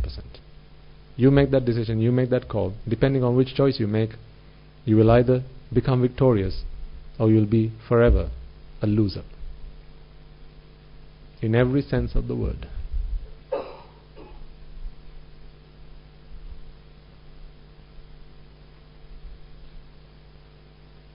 And stop wasting your time. If you take a list and start writing down, right? You get a sheet of paper and start writing down the time, the places where you waste your time. In traffic, waiting for an appointment, waiting for a call, in front of the TV, listening to the radio, browsing Facebook, browsing the internet with no purpose. Write them down. And then ask yourself, how much time do I do this every week, every day? How much time have I set aside for watching TV every day? How much time do I spend in front of my PlayStation every day?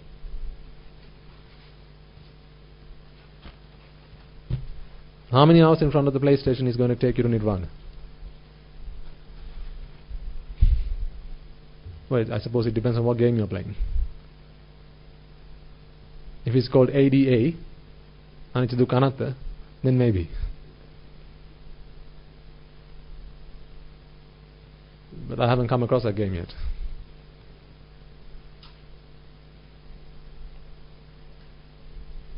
Your phone can be used for good and it can be used for a lot of evil. So parents, when you hand over, because I can't, it's not reasonable for me to say don't give your child a phone, because it's not like you're going to be doing it if I say not to anyway. You're still going to be doing it. So I'm only going to say something that you can actually do. Right? If you give your children a mobile device, a mobile phone, make sure you know how they use it. Teach them how to use it. It's not just about giving them the tool, it's about teaching them how to use it. Much like life. You've given them the tool of life, but if you don't teach them how to use the tool of life, they can cause themselves an awful lot of pain and suffering. So you've given them the tool of life, teach them how to use it. Give them a tool that is a phone and teach them how to use it. There are plenty of apps you can install these days, right? The Dhammapada, the Tripitaka, Lo Eda Sangarao, right? Give them a target. Some weeks ago I asked parents to give your children a target. Have you done it? If not, start now. One Dhammapada stanza a week. Why not? The Dhammapada has been translated to English. Word for word it's been translated to English. So get a copy of that. Get your children to study it. There are so many words of wisdom in there. There are jewels of wisdom. Make use of it. You'll be amazed at how much of a positive effect it will have on your life. You'll become a better person just by going through those stanzas and adding that value to your life, making those simple but yet very powerful transformations in your life. That's not just for children, by the way. Adults as well. Get a copy of the Dhammapada. If you struggle with Sinhala, then there's the English translations by the Venerable Narada and various other authors. Install it on the phone and give them a target, right? You can use the phone, but every week you have to give me one gatha. You have to memorize it, you have to study it, and give me one gatha at the end of every week. That's a whole week to study a 4-line stanza. One line a day, you still got 3 days left. Get them to read one of the discourses from the Tripitaka. One a month. Is that so tough? One a month.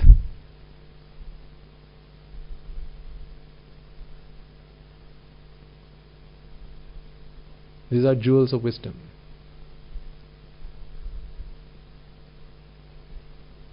Parents back in those days, they used to do this with their children. That's why you have grown up to become good people. Because your parents did it with you. Because they spent the time at the monasteries, at the temples, with the Swami Nuhanses. They learned the Dhamma. And what Dhamma they learned, they gave to you, even if it was in little snippets. They taught you values. They taught you to be good people. They taught you to be law-abiding people. They taught you to be virtuous. They taught you to be respectful. That's why you are today a respectful man, a respectful woman. But if you don't do that with your children, they're going to be a waste of space and a waste of time. And one day you will regret. So, do the things I suggest. and positive changes will happen in your life. Don't do the things I suggest and wait and see what will happen. The Dhamma is the only refuge that you and I have. I'd say this to you because I do it. I say this to you because I make all the monks at the monastery do this.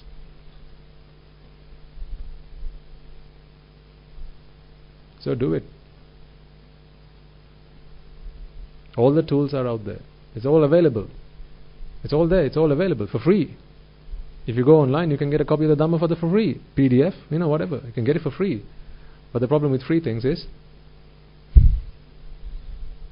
people don't see value in. When something's free, it's free. It's probably not valuable. That's why it's free. Why is it so difficult to get people to come and listen to these sermons? It's free. That's why. If we charge for them, then we wouldn't have enough space to fill the hall to give everyone a seat to sit. Because when something's free, then people don't see the value. A lot of children don't see the value of parents. Why? Because they got the mother and father for free. That's why.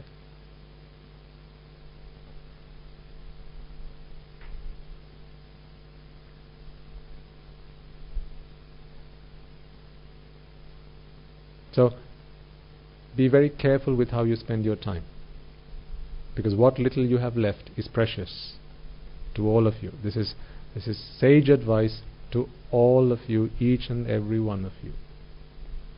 I do this with my time. I want you to be careful with your time. Don't let people waste your time. Keep those conversations short, sharp and sweet. Don't waste hours on the telephone. Don't waste hours on Facebook. Don't waste hours on the internet, sitting in front of the TV, just whiling away your life. Stop it. Don't start the day reading a newspaper, folks. Stop it. What a waste of a life that is. You wait for the weekend just so you can get your weekend newspaper? If you do, then stop it.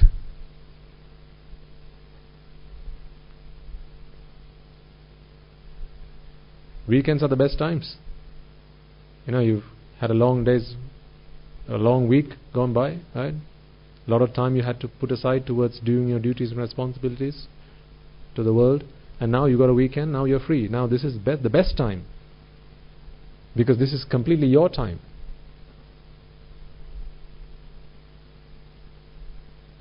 So don't call it a weekend. Call it a strong end.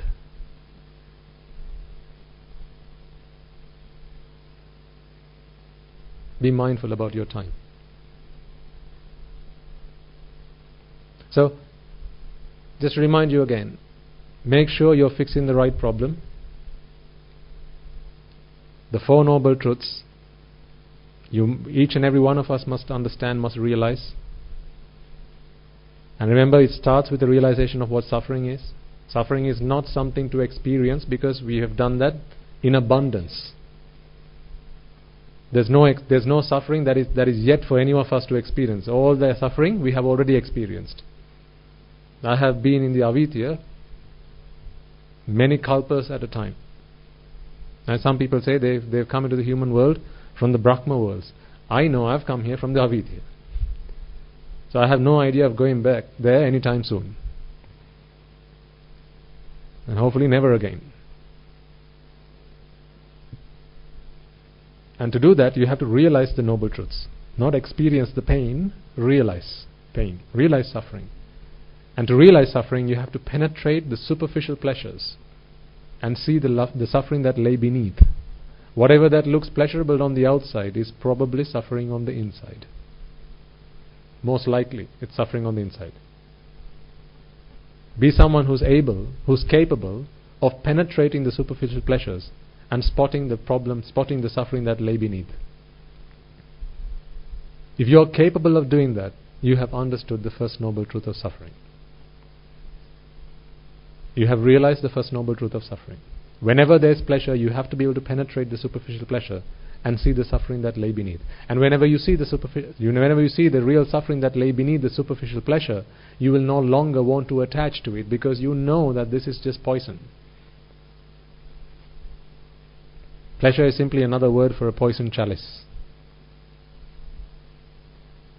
It's a poison chalice. The moment you bring it to your lips, you have just sowed the seeds of your suffering. And then you realize the second noble truth of suffering, and that is attachment. Attachment is the only cause of suffering. There are no two causes of suffering. There's only one. There's one and one alone. Attachment is the exclusive cause of suffering. There's no two, there's only one. Attachment. The only times you attach to things is when you find them pleasurable. Now you should understand, with all the examples we've been talking about throughout, not just today but throughout the weeks, that pleasure is only achieved when there's relief from vexation, relief from suffering. I don't know about you, but I'm not someone who wants to sign up for that kind of pleasure. That's just madness, that's just lunacy. So when you realize that, you will no longer be attached to the things that you previously used to think were sources of pleasure. When the attachment ceases, the suffering ceases. Now you will realize that. That's the third noble truth of suffering. And the path to cessation of suffering is the fourth noble truth of suffering, which is the Noble Eightfold Path. And again, I'll remind you something. I don't know if I mentioned this to you or the meditation program at the cohort that came along this week. The Noble Eightfold Path is not something that you have to practice deliberately. Once you have attained, once you have entered the path by becoming a Sotapanna with the right view, the rest of it fulfills by itself. So all the other points on the journey are milestones that the Buddha said you will experience as you go along. I'll talk about this in more length next week to explain to you how the Noble Eightfold Path, someone is able to progress as they walk the path of Dhamma. Once you become a Sotapanna, the Noble Eightfold Path will fulfill automatically. It happens naturally. So how that will happen, I'll explain to you in detail next week, because I need you to realize that, Samma Ditti, Samma Sankappa, Samma Vacha, you might think, that's a lot of stuff to do. No, there's nothing to do there. These are milestones on the way to Nirvana. These are things that will happen. Your transformation, these are signs of your transformation. Pure speech, pure actions, right? All of these things are transformations that will happen internally without you having to do anything. The only thing you need to do is become a Sotapanna by listening to the Dhamma, by reflecting and contemplating on Anicca Dukkha Anatta. Once you realize that Anicca Dukkha Anatta is the nature of the world, no one has to hold a gun to your head to say, reflect on Anicca Dukkha Anatta. Because that is how you see the world now. How else can you see is the question you're going to be asking. Do I have to hold a gun to your head to say, look at that flower and see it as being white and yellow? If I hold a gun to your head, you're going to be asking, Swaminatha, how else am I supposed to see that? It's yellow and it's white. How? I don't know any other way to look at it. You say, look at it red? Okay, maybe you have to force me to do it. But it's obvious. These flowers are white and yellow. Whether you force me or not, that is how I see it now. Anicca Dukkha Anatta, your view of the world will be exactly the same. That's how it will be. You won't be able to see the world in another way. Once you've seen it, you've seen it. You can't see it twice. Dasanena Pahatabba only happens once. All the fetters that will be shed, Sakkaya Ditti Vichikicca Silabbata Paramasa, these fetters which will be shed when you become a Sotapanna happens naturally. You don't have to work to do it deliberately, one step at a time. That's not how it works. So the Buddha has really simplified the teaching, and he said all you have to do is reflect on Anicca Dukkha Anatta. So simple. So simple and so straightforward. The only thing that's lacking are people to do it. The path is clear. The goal is clear. There are people who are doing it. So there's help. There are mentors who are prepared to help you. What remains is for you to answer the question, are you prepared to walk the path? If you are, we are here to help. If you are not, then actually don't come here. Because it's a waste of time, it's a waste of money, it's a waste of space, it's a waste of everything. Okay.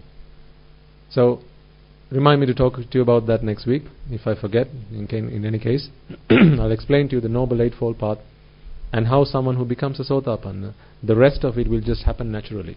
You don't have to force yourself to do it. It's a natural process. And how by following that path you are able to achieve ultimate satisfaction, ultimate happiness, ultimate liberation, and the supreme bliss of Nibbana. That is the only path. There isn't an alternative, there's not a side road. No, there's only one path. Ekayano ayam bhikkhave maggo. Satthanang visuddhya. There's only one path to purification. And that is the Noble Eightfold Path. Once you become a Sotapanna, the rest will happen automatically. I'll explain to you how that happens next week.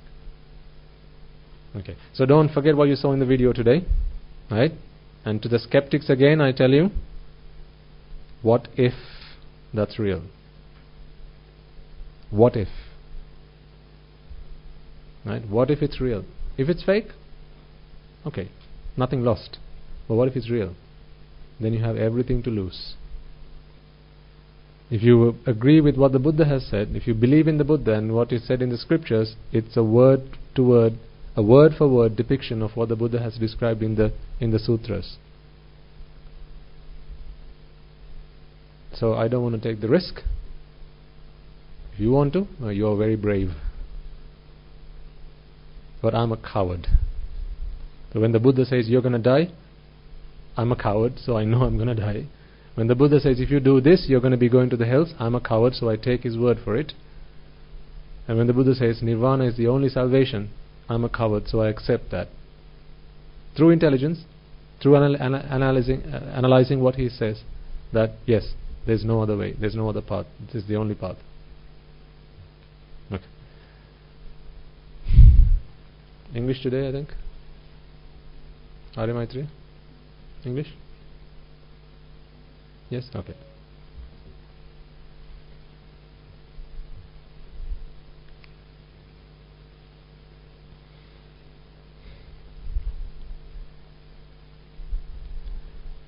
May I and all beings in all worlds be freed from the fire of birth, freed from the fire of decay, freed from the fire of illness, freed from the fire of death, freed from the fire of sorrow, freed from the fire of lamentation, healed with the ultimate bliss of Nibbana, healed with the ultimate bliss of Nibbana, healed with the ultimate bliss of Nibbana.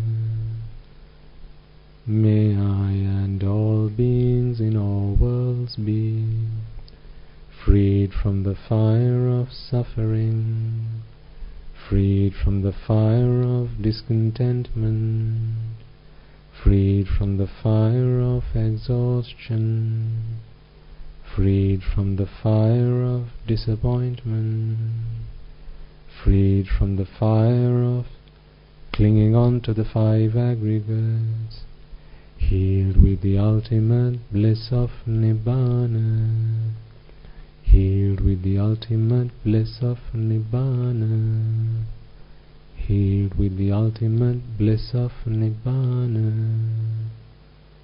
May I and all beings in all worlds be freed from the suffering of samsara, freed from the disease of samsara, freed from the fear of samsara, freed from the fire of samsara, freed from the burning of samsara, freed from the sorrow of samsara, freed from the lust of samsara, freed from the clutches of samsara, freed from the flames of samsara, healed with the ultimate bliss of Nibbana, healed with the ultimate bliss of Nibbana, healed with the ultimate bliss of Nibbana. The Kama worlds are in despair. May I and all beings be freed from the Kama worlds. The Rupa worlds are in despair. May I and all beings be freed from the Rupa worlds. The Arupa worlds are in despair. May I and all beings be freed from the Arupa worlds. All worlds are in despair. May I and all beings be freed from all the worlds. Nibbana is the only salvation. May I and all beings attain Nibbana.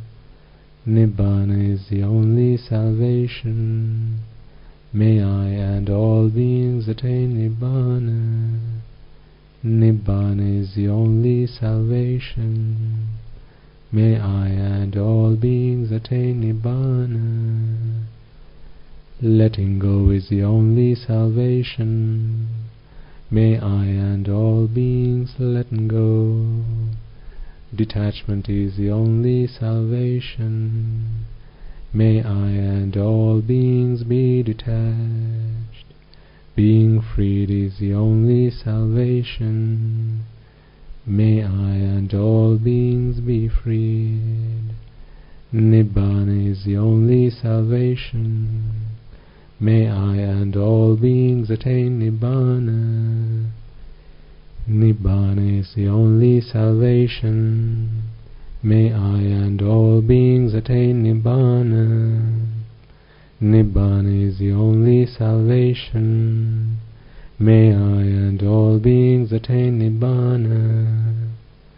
May I and all beings in all worlds be freed from the bondage of lust, freed from the bondage of aversion, freed from the bondage of delusion, freed from the bondage of Mara, healed with the eternal bliss of Nibbana, healed with the eternal bliss of Nibbana, healed with the eternal bliss of Nibbana, healed with the eternal bliss of Nibbana, healed with the eternal bliss of Nibbana, healed with the eternal bliss of Nibbana, healed with the eternal bliss of Nibbana.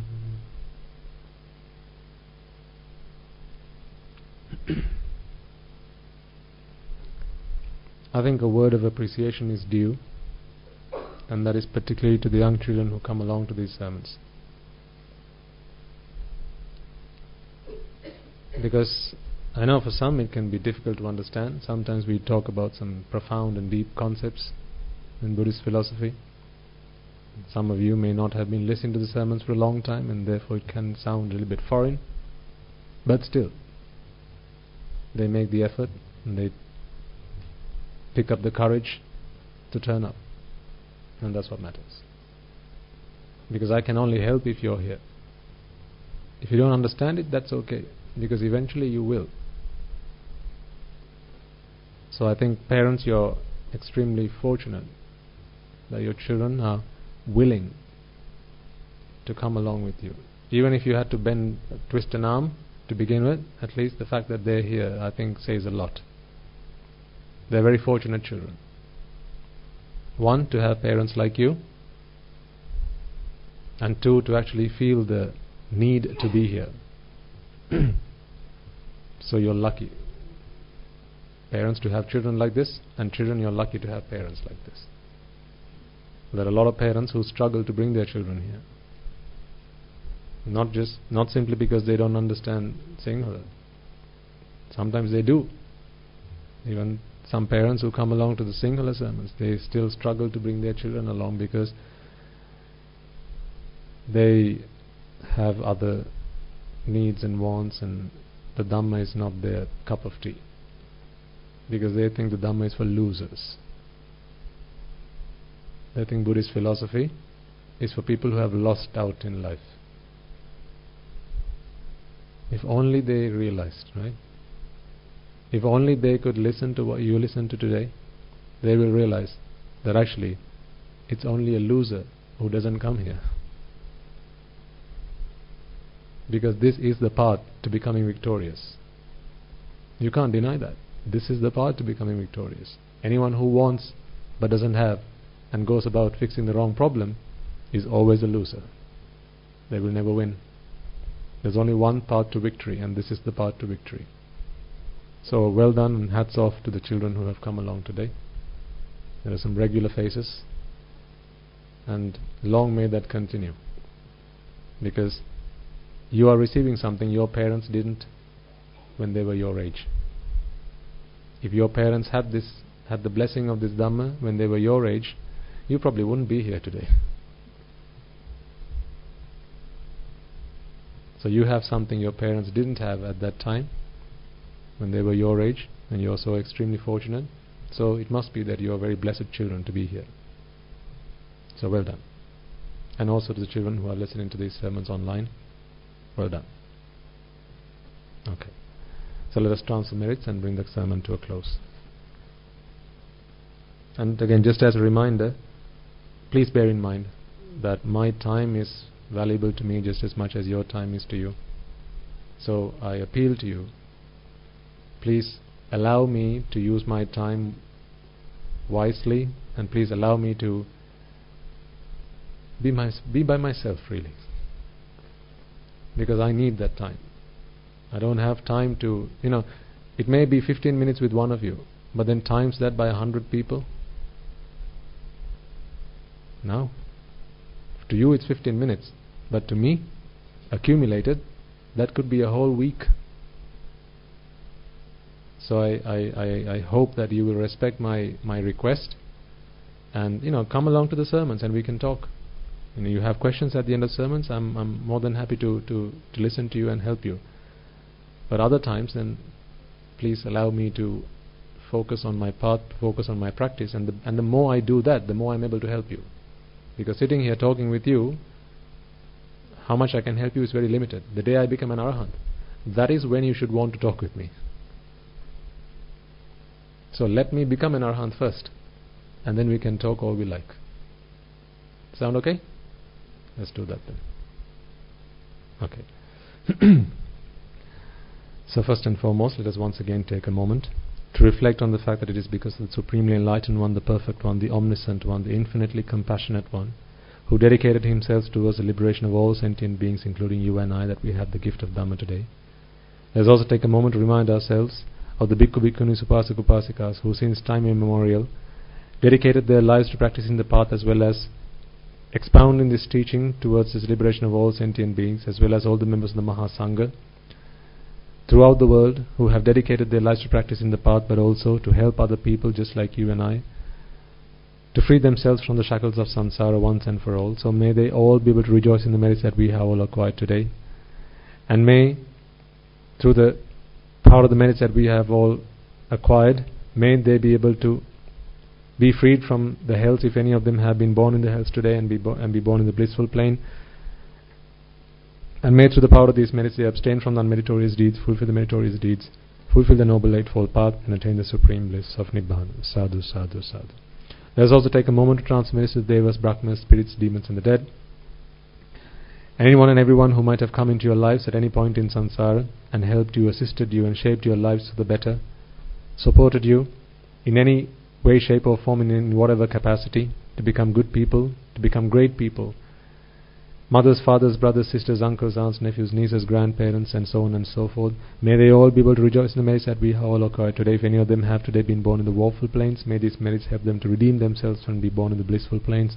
And may through the power of these merits they abstain from the unmeritorious deeds, fulfill the meritorious deeds, fulfill the Noble Eightfold Path, and attain the supreme bliss of Nirvana. Sadhu, sadhu, sadhu. Let us also transfer merits to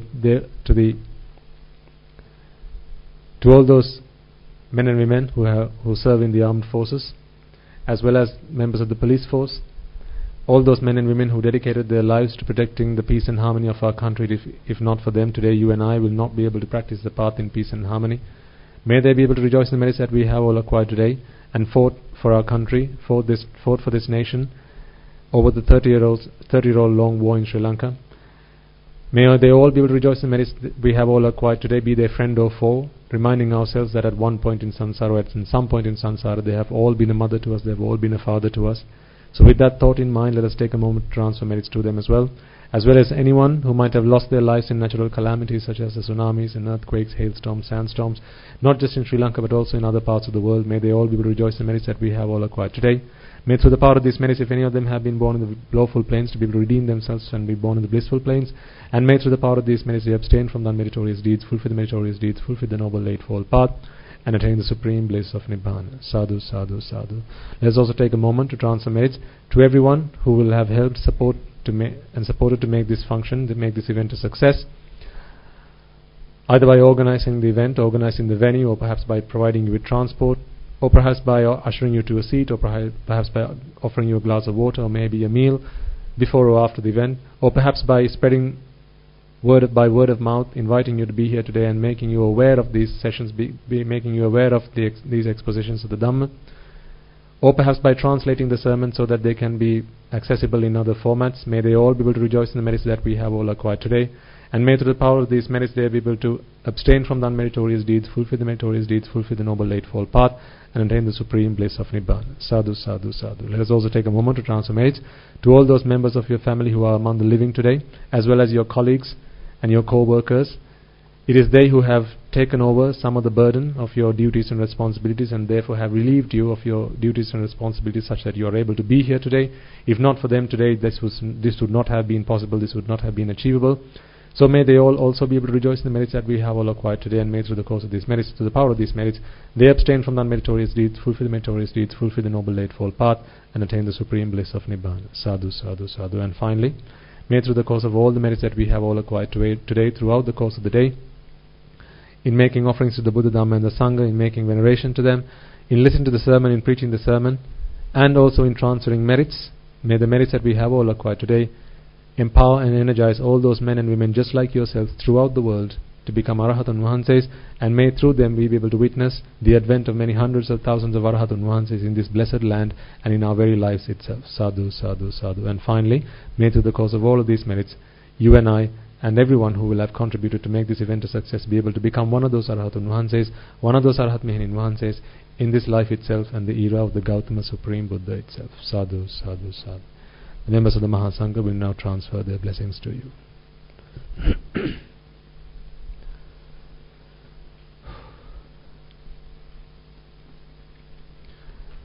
Raga ginnen midatva, Dvesha ginnen midatva, Moha ginnen midatva, Nibbana parama sukhayan sukhita taravetva. Nibbana parama sukhayan sukhita taravetva. Mamada siyalu loka siyalu satvayo. Nibbana parama sukhayan sukhita taravetva. Nibbana parama sukhayan sukhita taravetva. Nibbana parama sukhayan sukhita taravetva. තුනුරුවන්ගේ සුවිසි අනන්ත මහා ගුණ බැලෙන් සීල ලෝක සීල සත්වයෝම නිබ්බාන පරම සුඛයෙන් සුඛිතතර වෙත්වා. May I and all beings in all worlds be freed from the fires of desire. May I and all beings in all worlds be freed from the fires of aversion. May I and all beings in all worlds be freed from the fires of delusion. And may I and all beings in all worlds attain the supreme bliss of Nibbana. May the noble triple gem be with you all forever. Sadhu, sadhu, sadhu.